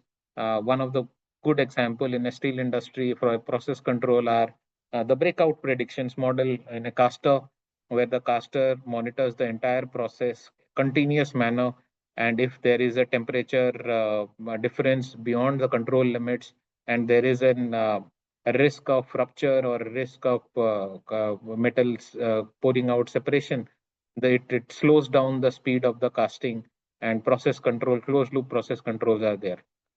A lot of process controls are now currently evident in the new age blast furnaces, and it is evident across all across all industry, irrespective of metal mining and everywhere. Inventory management, we have real-time data. Trucks are getting loaded, we are dispatching, it is on the road to the customer.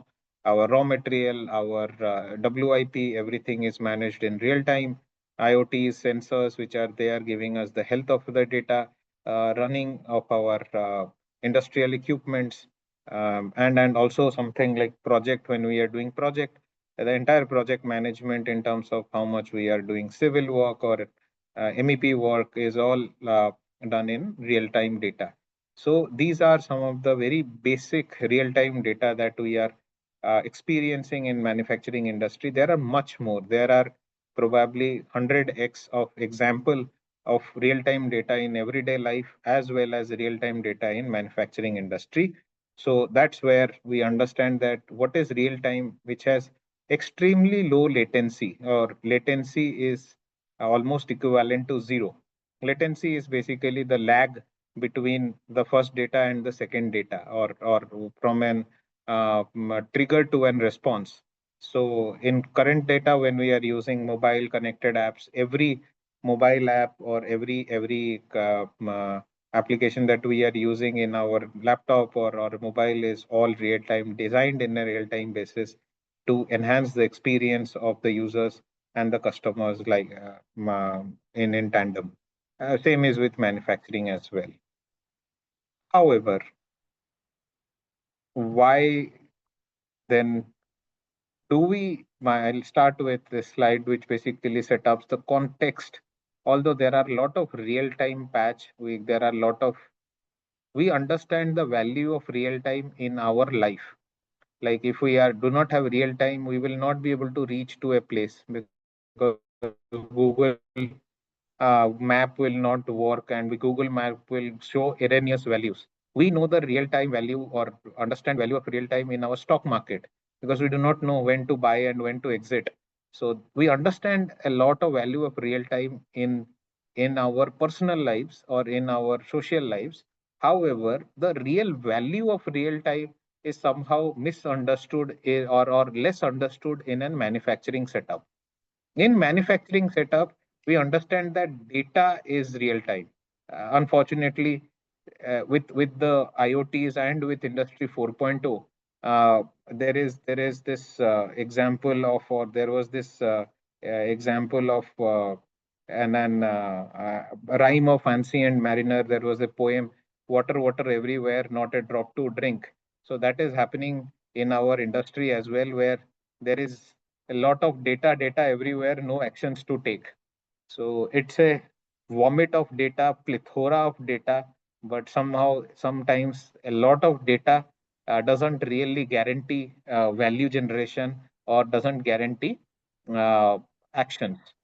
So we do not know that although we have all these control and data systems in our factory, the efficiency of real-time data that we are using in our own life with the application, my mobile, Apple, Samsung, that kind of efficiency and value is still to be realized in an industrial setup.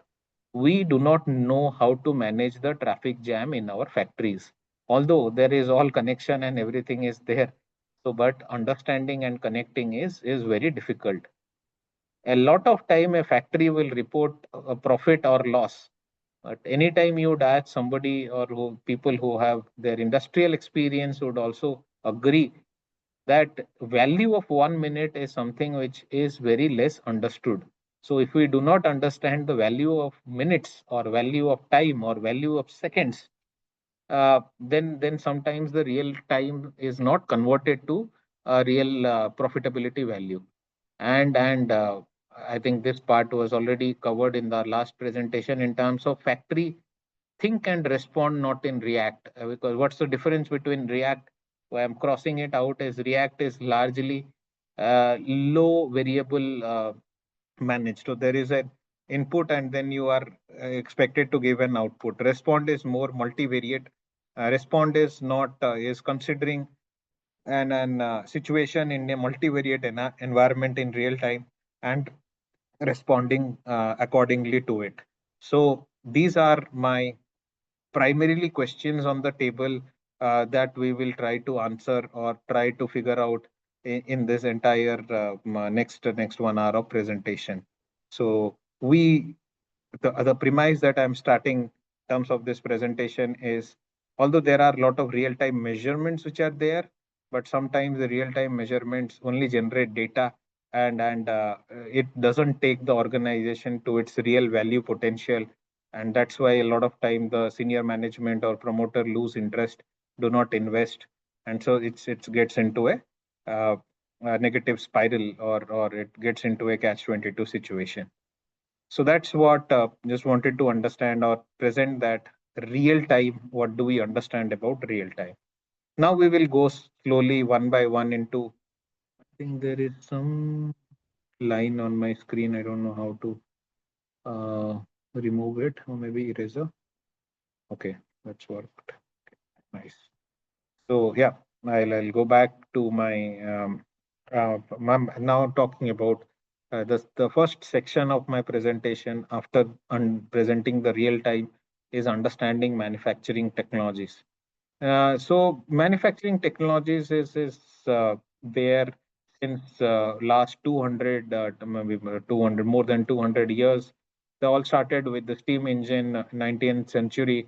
Some of the early adoption of industry 4.1s were textile mills and the mining industry where the steam engines were used in terms of more transportation and changing the loom to more from a hand loom to a power loom.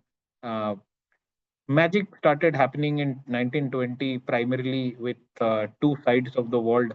One was in United States where gentlemen in terms of this Ford factory and in I think that happened after 1940 where Japanese also came up with the Toyotas. So Ford and Toyota, Henry Ford started this revolutionary getting into 2.0 where electricity was a core to the entire automation and they revolutionized mass production through something called as assembly lines. So assembly lines can mass produce prior to that it was custom built or it was manually built, but with the advent of electricity assembly line got prominence and the entire industry was or the consumers were introduced to mass produced cars. The automobile industry was the first one to adopt into industry 2.0 and obviously the Toyotas and the Japanese and the Korean worlds as have also pioneered in this 2.0 industry. Uh, in the Cold War period, the 3.0 automation started. This is where electronics came into the picture, where chips, microchips, controller chips, PLCs started crowding the market. Now there were machines which are basically can be coded and they can run on their own. This was the first time a machine didn't need any human intervention to run. It can run based on the program or based on the commands that were given to it through a central system. That's where the industry 3.0 automation started, where the core part of 3.0 automation was electronics. To 4.0 is broadly spoken about post 2010, although IoT was prevalent from the start of the century, but even getting connected technology, connected factories, real-time data-driven operation across sector started getting a lot of prominence post 2010 with the industry 4.0. I'll explain a little bit of Industry 4.0 in little detail so that that's the core subject of our presentation. So it's good to be, I'm sure this will be part of a lot of other presentation as well, but I'm just taking a little bit of time. So there are two core words in Industry 4.0. There is a word called cyber physical systems. So this basically, if anybody can explain Industry 4.0 in two words, it would be physical and cyber. So cyber physical. So why it's basically blurred the line between the physical systems and the automation or electronic systems, which was they're still there in Industry 4.3.0. 4.0 completely changed this boundary between a physical system and a cyber system. We're talking about robots, control systems, industrial IoTs, additive manufacturing. There are two types of manufacturing. I'm sure a lot of your subjects would probably teach you about additive manufacturing, subtractive manufacturing. Conventional castings, mold castings are all subtractive manufacturing, where we cast a particular product and then machine it to the finish that we are looking at. That's called subtractive manufacturing. The industry 4.0 transferred from subtractive manufacturing into additive manufacturing, where 3D printing were envisaged, which were giving a precisions which was far better than what it was in subtractive manufacturing. So now the industry moves more into additive manufacturing because it's much more frugal and much more sustainable as we are going ahead. On the cyber side of it, which is the invisible side of it, the understanding of security, connectedness through cloud database, analytics through big data, and creating a reality which are basically we can see a physical or a system in a digital environment, which basically digital twin is. One of the example is that this digital twin successfully done by Tata TSL, Tata Steel Limited, for their largest blast furnace. They have introduced the digital twin, which has helped them to grow the productivity by close to 8%. It's published, and some of you who read about 4.0 would definitely know about all these things. But these are basically a broad summary of what Industry 4.0, and we use these words 4.0 smart factories, but to understand that physically what are these subjects which are trying to uh, address in this 4.0 industry. So this is about the cyber physical system. Simulation was something which was there, yeah. So this industry currently for the industry 4.0 talent or the business, the industry 4.0 itself is a recognized industry today, close to 5.5 billion USD. It's going to get four times, more than four times in the next 6 years, 6 to 7 years in India by 2033. We would like to show that adoption of, and you would see very interesting phenomena. It may offend a little bit of people, but that's what the reality is. We need to see if Industry 4.0 is so good, then what is the adoption level in the industry? If it is so good, then everybody would have adopted it. It's everybody talks about good things about 4.0. You won't find a single speaker who would say a 4.0 is bad. But why? What are the check? Why? And look at the reality check. of where we are in terms of adopting to Industry 4.0. Some of the leaders who have adopted 4.0 are broadly in automotive sectors. Automotive sectors beats any other sector today in India with respect to Industry 4.0. They are the leaders, fastest adopters, and they have benefited hugely from the benefits that Industry 4.0 presents. Electronics, you see that a lot of blue chip companies are investing in India, and a lot of electronic manufacturing, right from consumer electronics to defense, are getting manufactured in India.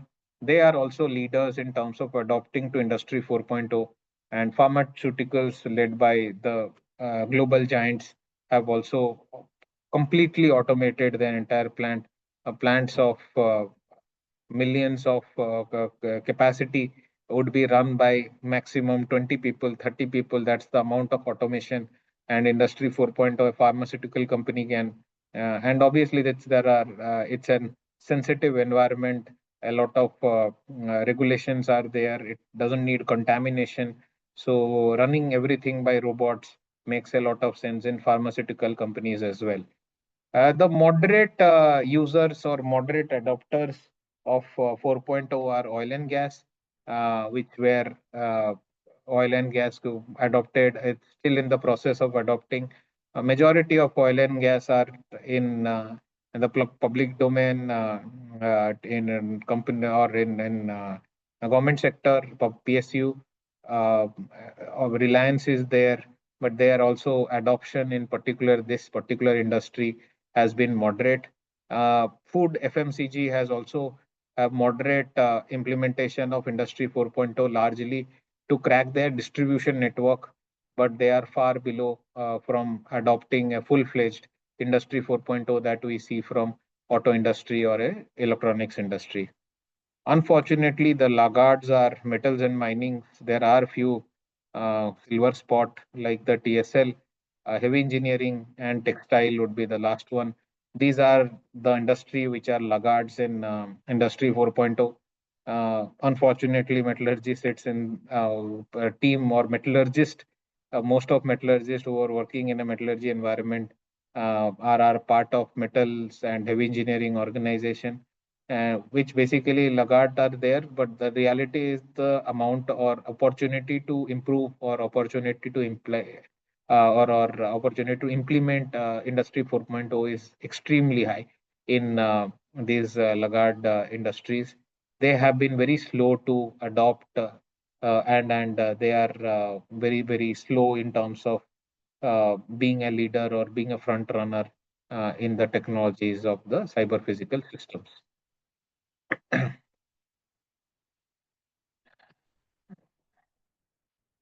Now, as we understood the story or the journey of industry automation from 1.0 to 4.0, now understand that these are all automation or systems which helps faster.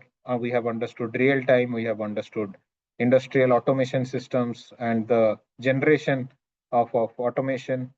Now, I would like to take the next few minutes in terms of connecting this automation to profit, because a lot of time, we do not get implementation because we do not connect the impact or the tools and systems into manufacturing profitability. So let's see which are the areas where profit are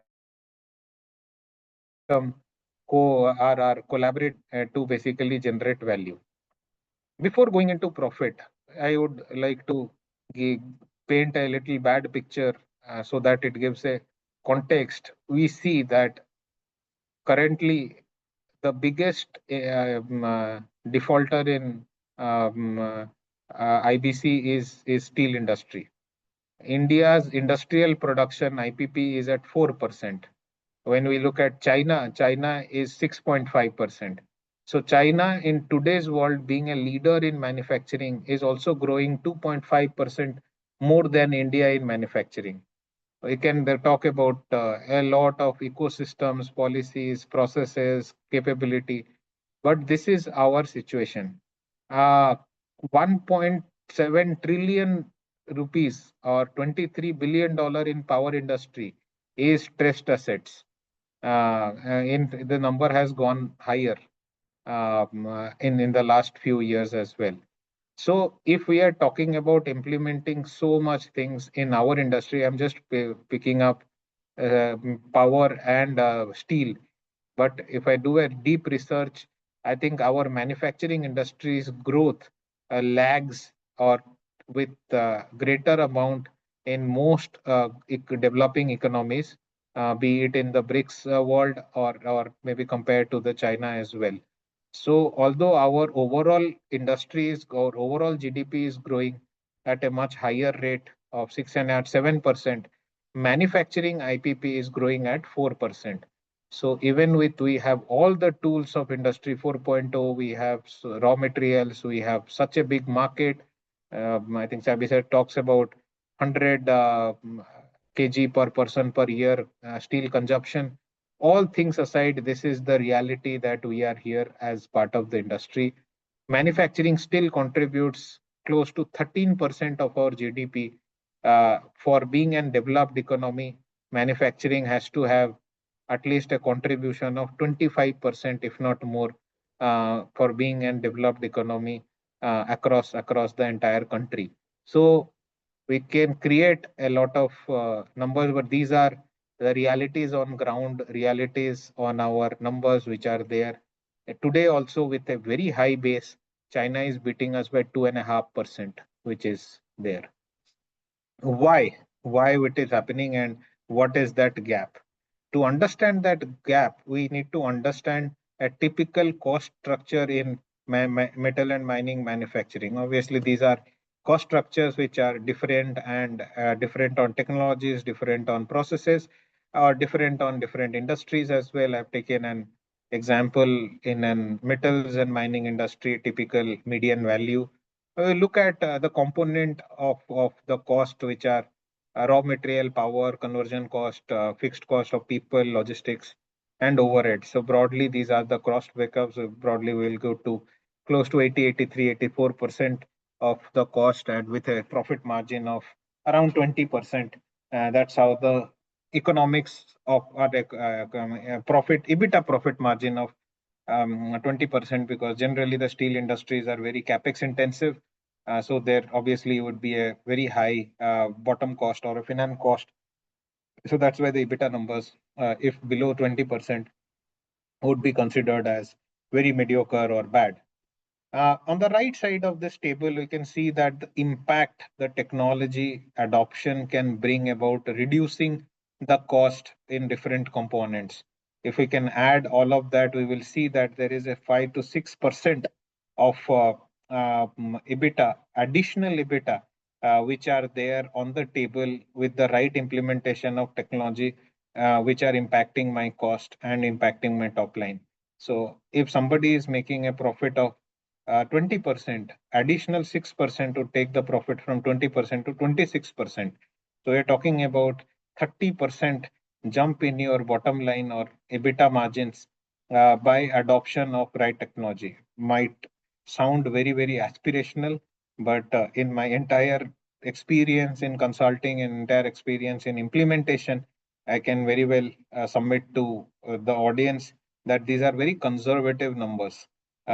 Industries, when we implement the right technology and solve for the constraints, the benefits are much more. Obviously, the cost structures are getting pushed by global competition. Input, we know what all happened with the rare earth supply chain, which basically pushed the entire input cost structures, more so for an automobile industry, more in the EV space, in a jeopardy in some months back, where China decided not to export the rare earth minerals. So the input cost obviously are always a stress factors as part of a manufacturing compliance. I think Savisha spoke about the ESG compliances because now power is not free or it's not cheap. I know there is this technology of flue gas desulfurizers which were getting implemented. Now government has paused them in all NTPC, which probably would have pushed the rate of power by 1 rupee, and 1 rupee power would probably hit their bottom lines, and at a cost structure 7-8%, 1% of additional profit would have gotten eroded. So now green currently also green power from a cost benefit standpoint is little bit higher than the conventional grid power. So because ESG compliances also are pushing the power cost, and maintenance and quality practices, FTR we have spoken about, mean time to failure, mean time to repair, a lack of legacy practices and lack of systems are pushing the leakages or increasing the leakages in the cost, which is making the organization inefficient. So the technology can marry with the cost sheet and the profitability sheet and generate close to 30% additional benefit over and above the current profit margins if done in the right way. I'll show some examples and case studies related to that as well. But yeah, so these are some of the technology impacts that are there in different cost items. Raw material has charge mix model, quality control, machine vision, digital twin, scrap management systems. These are all which improves the yield in a raw material. 4.0 technologies are machine vision, which are helping efficient use of raw material. Power and fuel are the classical mass and heat balance, energy balance, which are basically done by data models and IoTs, which are can save the excess use of power and fuel, or the wastages of power, minimize the wastages of power and fuel. Conversion cost is basically done by process optimization, level 2 product mix optimizers, which is driven by big data and cloud computing. Logistics is connected fleet and hub and spoke optimization, which is driven by GPS RFIDs. Overheads are also not only core sector, core functions like HR, finance, and IT are also getting severely automated by the advent of AI, RP, OCR, Power BI, NLP. Now the LLMs, they can add many technologies into Industry 4.0. So my bottom line by showing all these things is organization can increase profitability margins by 4 to 6% by systemic adoption of Industry 4.0 tools to achieve real-time data. And that's the money on the table that we have today for organizations to gain and to make a great career by creating that impact. Imagine this 4 to 6% on the manufacturing GDP of 55 lakh crore. On 55 lakh crore is our manufacturing output. If we can increase even 1% benefit or 5% benefit, I can very well understand the magnanimity. Talking about 2 to 3 lakh crore additional value that are can be getting generated in a manufacturing setup. I'm talking about, and you heard it right, 3 lakh crore value can be generated by technology itself. So it's much more than unicorns and decacorns that we see in our startup life and a lot of startup space. So this is a great area to invest and a great area to drive value if anybody who can develop their competencies around solving for the manufacturing sector. This is a typical technology layer as an illustrative shown in a steel industry. There are different functions where the bottom one is the field data, which is the lowest data recording, where we're talking about inventory management, supplier relationship management in procurement, logistics has RFID, GPS, web bridge, production has ladle tracking, torpedo tracking, electrode, maintenance has downtime log, and similar data are there in different departments in dispatch, HR, finance, everywhere we have some field data, and these field data are generated in a real-time manner. On top of the field data, there is some process control data, which basically interact with the field data to create some decision support system, either closed loop or open loop, depending on how we have implemented. So the WMS, MRP, L1 automation, sensors, inline quality tools, automation tools, finance management system, order fulfillment system. These are all tools which basically take data from field data devices and set up their own optimization engine and set up their own algorithms to give some output. The management layer also talks about planning, automation, maintenance management system, transport management system. These are for the senior leadership so that they can look and plan and manage their overall functional priorities. And enterprise level, all the things get integrated by enterprise resource and planning ERP, multiple ERP, where it talks about different modules, CRM, customer relationship, maintenance management, supply chain finance management, production module, and procurement module. So ERP basically integrates all the process, field, and the production management layer uh, in an encompassing technology layers across all functions in a typical manufacturing organization.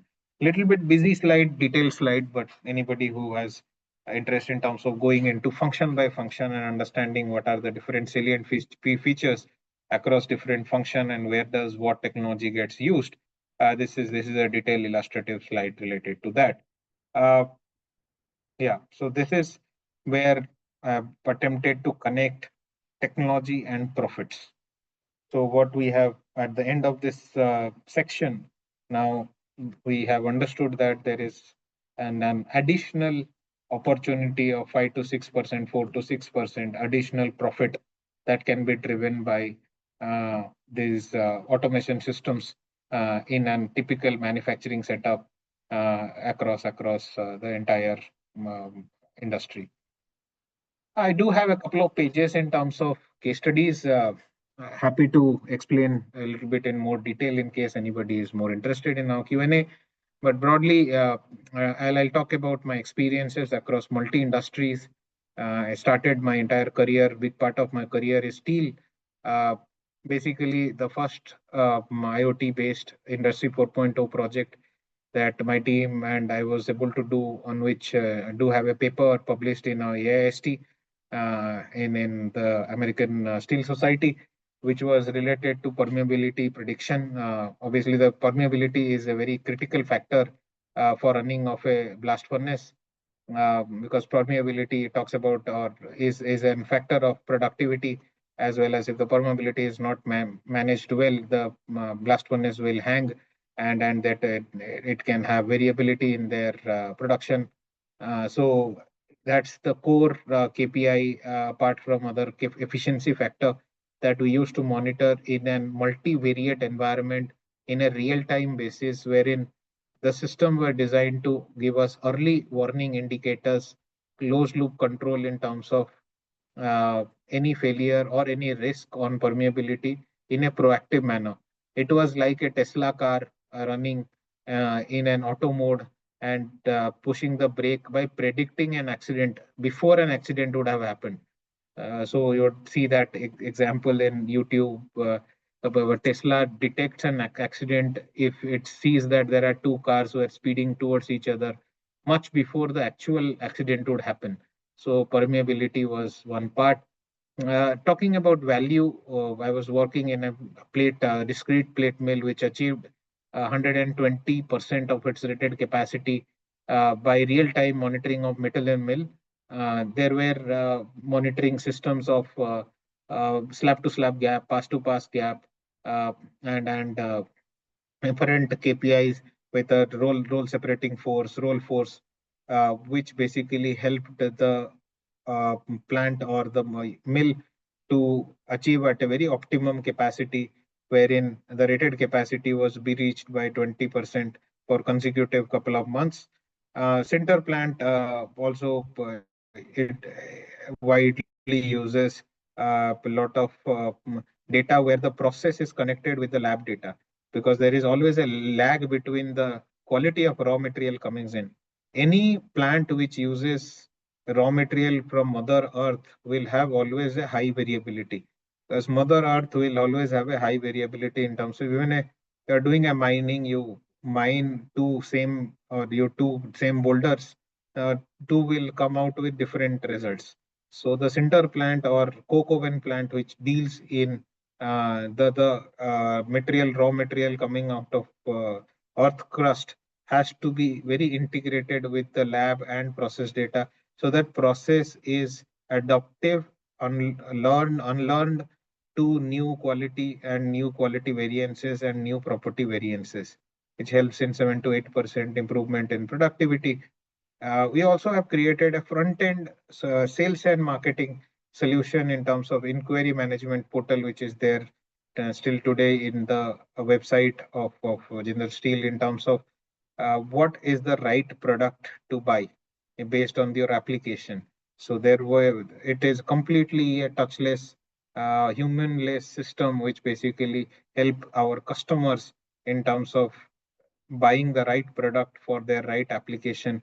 And obviously, it's a win-win situation where customer also gains, and based on that particular efficiency factor, the organization also gains. Second is heavy engineering. I'm talking about BHEL. That was my first project in my consulting life, where I worked with the chairman of the Maharatna company. BHEL has a market cap of close to 1 lakh crore, 92,000 crore to be very precise. It's an EPC organization. The entire impact of performance is basically understanding their project schedules and project management systems. So we created this integrated project management system, IPMS, which basically was a dashboard for the chairman to understand what are the project delays in a real-time basis, and everything was connected to the construction equipments and shop floor planning, which helped the productivity increase by 25% and on-time performance increase by 35%. These are the numbers which are reported in their annual reports as well. 2023, FY25, these are the numbers which were captured in the BHLs. They were the best execution months or year in their history of inception. From inception is something that they are very proud of. It was done by help of the technologies that Industry 4.0 enables. The third one is very close to me in terms of a rice manufacturer. I like to cook. So basically, rice manufacturers are used to be very inefficient in terms of how they produce rice. It's a company called LT Foods, where we all know them by the name of Dawat. We increased their overall equipment effectiveness by 6%. However, they were facing a lot of stockouts. Some of their SKUs were selling out very fast. We created an inventory buffer system which reduced their stockouts by 80%. So now they have grown. If we look at their top line, or if you look at their market cap, they have 4x their market cap in the last 2 years. Been working with them. If you look at their share prices, the share prices in last 2.5 years has increased from 92 rupees to currently 405, 406 rupees. So 4x, more than 4x market cap jump by creating a brand and creating an experience for the customers, which are driving sustainable and real change. They also implemented this fleet management system of reducing logistics cost by 3%. But the core was this stock out, solving for the stock out. Auto component, a lot of core function of equipments are there in auto component. Press machines, these are cold press and hot press. The press machines or CNC, VNC are the pillars in an auto component industry, as is metal casting, die casting. So in a particular plant of cold press, we have increased in a situation where there are 26 presses which were generating close to 1 lakh strokes per day, now are generating 180 lakh strokes per day without a single capex involvement, all done by understanding or implementing IoT. By understanding actuation to actuation time. These are hydraulic machines. If we can understand actuation, mean time between actuation, then basically we can understand what is the best the machine can produce or machine can run at, and the entire planning and sequencing and scheduling is done in a manner with the right full kit, right people, that the number of strokes per day is maximized in the particular press plants. So that's the impact, profitability impact, and obviously every stroke would basically generate more than 12, 13 rupees per day. So we are looking at a benefit of close to 30 crore. If we multiply this into 12 rupees into 25 into 12, and it will come out with close to 30 crore from one plant. And this organization had more than 20 plants, so they can just horizontally deploy the good practices, and the benefits that can come out of it is very high. OE through a scheduling tool, air freight is one of the biggest problem in auto component, because auto component are giving raw material to the OEMs, which are the Marutis or the Hondas or the Hero or the Kia or Hyundais of the world. Their line cannot stop. If their line stops, then it is a big problematic situation.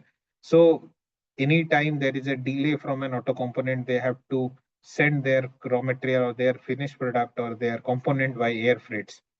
By a right dynamic scheduling algorithm, the air freights were reduced by 80% in an organization where they're selling it to international buyers and specialized component in based out of Faridabad. And automation of invoice processing, which is more of a finance process, resulted in 220 FTE reduction because it was completely automated. Earlier, it was the computer movement for banks earlier, which was the ledger, and the entire transaction was done by humans. Now it is getting done by OCR, and it is getting done by the entire automation systems, RPA, wherein there is no need of any human intervention in the entire process. Textile again is a market of speed in terms of fulfillment. The Zara is one of the big example where their speed to market is very high. So textile, the winner in textile, the business is done with the speed to market management. You can have a little bit higher cost in your process, but if you can be faster to the market, you can make real good money.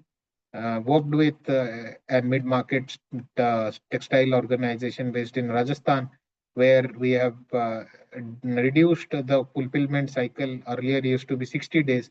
Now it used to be now 35 days. We are targeting to bring it down to 20 days, wherein and any order which comes to this organization, the material is delivered at the buyer or at the brand shop by 20 days, which will in 1 to 3 weeks. Die house capacity improvement. Die house is generally the constant process in a textile industry. Any improvement in die house basically improves the overall profitability. Real-time manpower allocation, payable reduction, and through product mix optimization, EBITDA is also improved by 25%. We've also briefly worked in two company on packaging, wherein in one company I've used real-time monitoring of the continuous wash line, which helped in increasing productivity from a 2000 TPD product line to maybe 2500, 2400 TPD tons per day of wash line. So close to 20-25% productivity increase in packaging. Packaging the industry that where I have used is ester and vacuum. These are the two industry where I'm talking about packaging. Close to both combined, close to 4,000 crore top line is where I've got experienced in terms of doing that. So Industry 4.0 in these two examples, like to say that it is not only limited to the core manufacturing or the metal sector, but it's much more horizontal. It's much more propagated. It is much more adopted across different functions, and opportunity is there. Somebody is adopting it good, somebody adopting it medium, but the opportunity to adoption is very high across different industries, as you are seeing in this couple of pages. Steel, heavy engineering, rice, auto, textile, packaging. These are the broadly 6 industries spoken about. happy to go into detail in case somebody wants to understand in detail during the Q&A. I'll go into my last section towards the closure or end of my presentation, where what are my challenges? There are two types of challenges: hard challenges and soft challenges. I think we've spoken about. I think hard challenges are more visible. We can understand it better. Legacy data structures, where the data structures are not ready for big data, and their latency and their data transfers are far less than the current need of Industry 4.0. We have seen that investments of data and investment of systems has been, most of the organization does it in silo. There is one system for sales, there is another system for finance, another system for procurement, there is another system manufacturing. Most of them do not talk to each other. They are isolated islands of systems and isolated islands of data structure across different functions, which comes back to bite the organization, where the ERP fails to connect all the dots and give a better prediction or better process control or a business data support system. Academia is very far from, it's a hard message, but in all humbleness, what we see with the people who are coming out and getting into industry, understand that academia is very, very far from real world competencies that are currently needed in this industry. I was asking this question: how to make it more lucrative for people who wants to join this industry in terms of their pedagogy and their exposure, education, and an experience wherein they can be more equipped with the real world competencies can be reviewed. Soft challenges are this ROI mentality or mindset of transparency, because data brings transparency and democracy to the earlier. The person who used to hold the data used to be the very powerful, used to be the king.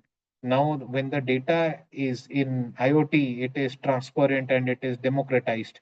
So, a lot of kingdoms have failed, or a lot of kingdoms have perished in terms of implementing 4.0. Obviously, a lot of traditional way of looking at it is very data protective, my data. But today, all these things, if you look at do a GPT-5, there is, you would understand there is no my data. Every data is there in the cloud or in the database. Obsolescence, there is a fear that we will be lose out of job, but that's not true. Obviously, we talk about a lot of full stack software developer, but we have not used. I am giving to this forum one word: full stack manufacturing. I think we spoke about in our last presentation with Sabyasachi sir also. Manufacturing are not horizontals. They are all like vertical competencies of electrical, mechanical, civil, metallurgy, chemical, others. The software industry has adopted. The software industry has created these talents called full stack developers, who also understand front end, who also understand function, who also understand testing, who also understand coding, who also understands anything integration, databases. But the same mentality or the same model of talent has not yet matured in manufacturing. You would find very less people in the manufacturing talent space who has a full stack understanding of different technology processes and different competency. The mechanical one would not understand anything about electrical and vice versa. So, which basically is something which was an obsolescence, and this is where we are little bit behind, and that's where I think a lot of dots connect at a larger level. We are still 2.5% lesser than where the China is growing. So this is where the real-time manufacturing, automation, and profitability all comes together, all the four words, and these are the typical challenges that we are seeing. My last slide is a bad slide. We all are talking about Industry 4.0 since last, I think broadly we have discussed also in the last 3.5 hours. I don't know how much, when did it start exactly, but at least in 2.5 hours, we are talking about Industry 4.0. We have this FDP. We are all very enthusiastic about 4.0. Sorry, everyone, gentlemen and ladies, 4.0 is on its way out. Industry 4.0 is going to be obsolete in next 5 years. So all the uh, effort or all the laurels that we are building with Industry 4.0 is going to vanish and be obsolete in by maybe 2032, 2033, maybe much before that. I'll give you an example. In 2013, think maybe the big CEO declared that uh, autonomous car cannot happen because car will take a lot of time to think like a human. But they didn't understand that autonomous car, that predicted, the big Silicon Valley guy predicted autonomous car is 50 years out. Autonomous car actually happened in the span of 2 years. So because they didn't have to think like human, they just had to predict like human. So predict like human is very easy. Think like human is very difficult. Think like human is now getting answered with AGI, artificial general intelligence, which basically these GPTs and the LLMs is bringing to us. So industry 5.0 is already there in the China and in the good automobile and pharmaceutical industries who are the leader in 4.0 already there. So what is industry 5.0 about? We briefly talked about industry 5.0. Industry 4.0 was machine versus human. So it is basically this machine can do, so no need of human to do it. So it was always an human role is not required, only supervision. Your supervision is not required. So industry 4.0 was designed with a mentality of reducing cost of human capital. It was designed, and in this group we think we have to acknowledge it may sound bad, but it was designed to increase output for a set of agar, if there were 10 people who were generating 100 crore, industry 4.0 was designed to generate 1000 crores out of the 10 people. So that was the design of industry 4.0, efficiency, cyber, physical systems. Industry 5.0 takes a shift from a machine versus human approach to machine and human approach, where humans and machines are collaborating to take decisions. It is ethical. It is not maximizing profit. It is maximizing sustainability. Sustainability is the core principle industry 5.0. It is human centric, it is collaborative, it is ethical, and it is personalized. Industry 4.0 was a mass system of electronics, which was there in Industry 2.0, which was a mass system of mechanical. Industry 2.0 was a mass system of mechanical. Industry 4.0 is a mass system of electronics. Industry 5.0 will take a shift from the mass systems and go into personalized systems. Everybody will have their own way or own interpretation, and that's what your experiences with the GPT-5, Copilot, Gemini, and other system, DeepSeek, they are coming and presenting to us. They are entering the industry of manufacturing as well. So, ladies and gentlemen, great to present industry 4.0, but we should have ready get our belts tightened for industry 5.0, because 4.0 is on the mature on its way out. So with that gloomy slide, I think saved my gloomy slide to the last. I finished my presentation. Yeah, thank you for being such a patient listener to all of you, and I think close to 1 hour. Happy to take any questions, if any. Yeah. Thank you, sir. So if anybody has any questions, you may ask.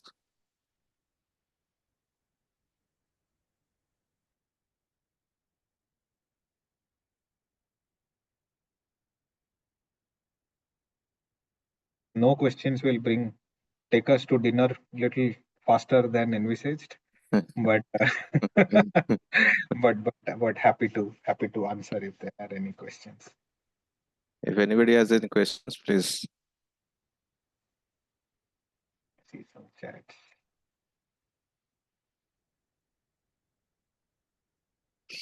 So one question is there. So I'm just reading out.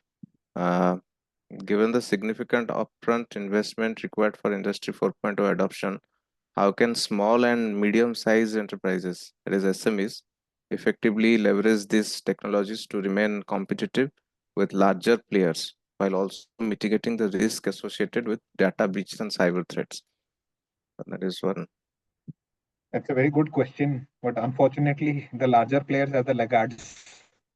So in this in technology, we see the larger the company, they have so much of red tapeism that to adopt to, it is easier for an SME or MSME to adopt to technology in whatever my experience or seeing from a larger company like an Hero Motocorp or an MSI, unless it is driven from a very systemic senior up.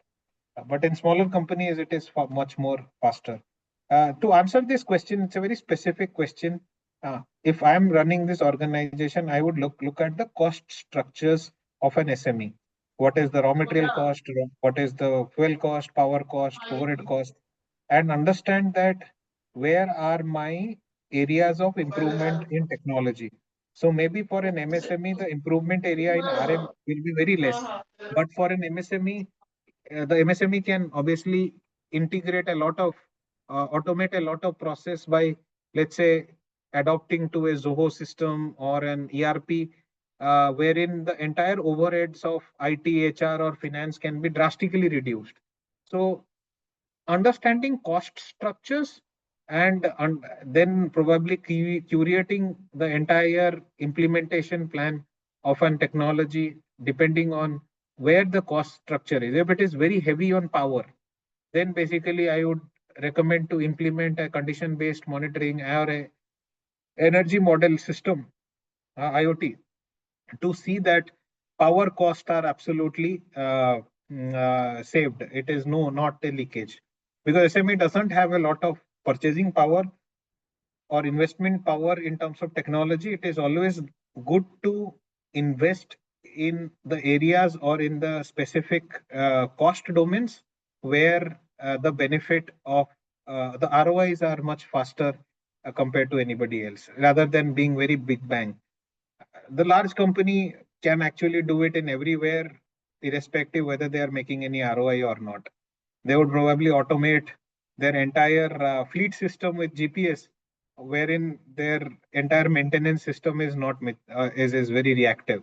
So if you are an SME, you would probably implement your predictive maintenance so that the life of your assets are better, and do not prioritize on GPS or connected fleet, though that could be priority too. So it's a game of ROI and cost. Try to attempt that in one of my slide.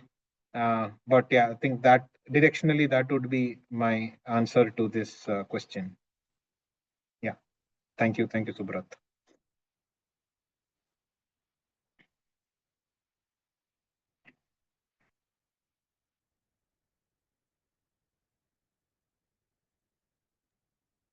Any other questions anybody has? You can ask. You can unmute yourself.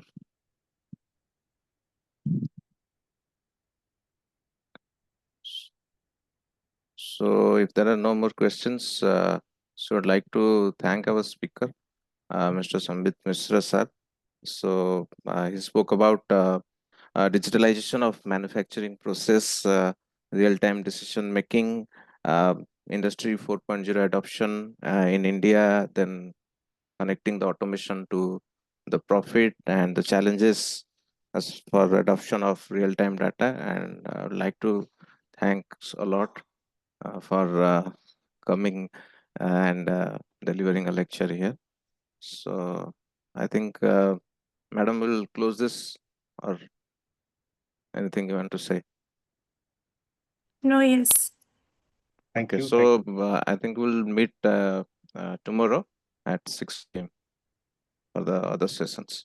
Thank you. Thank you. Thank you. Thank Thank you for you. such a patient listener. Thank you. Thank you. Thank you. Thank you. Okay.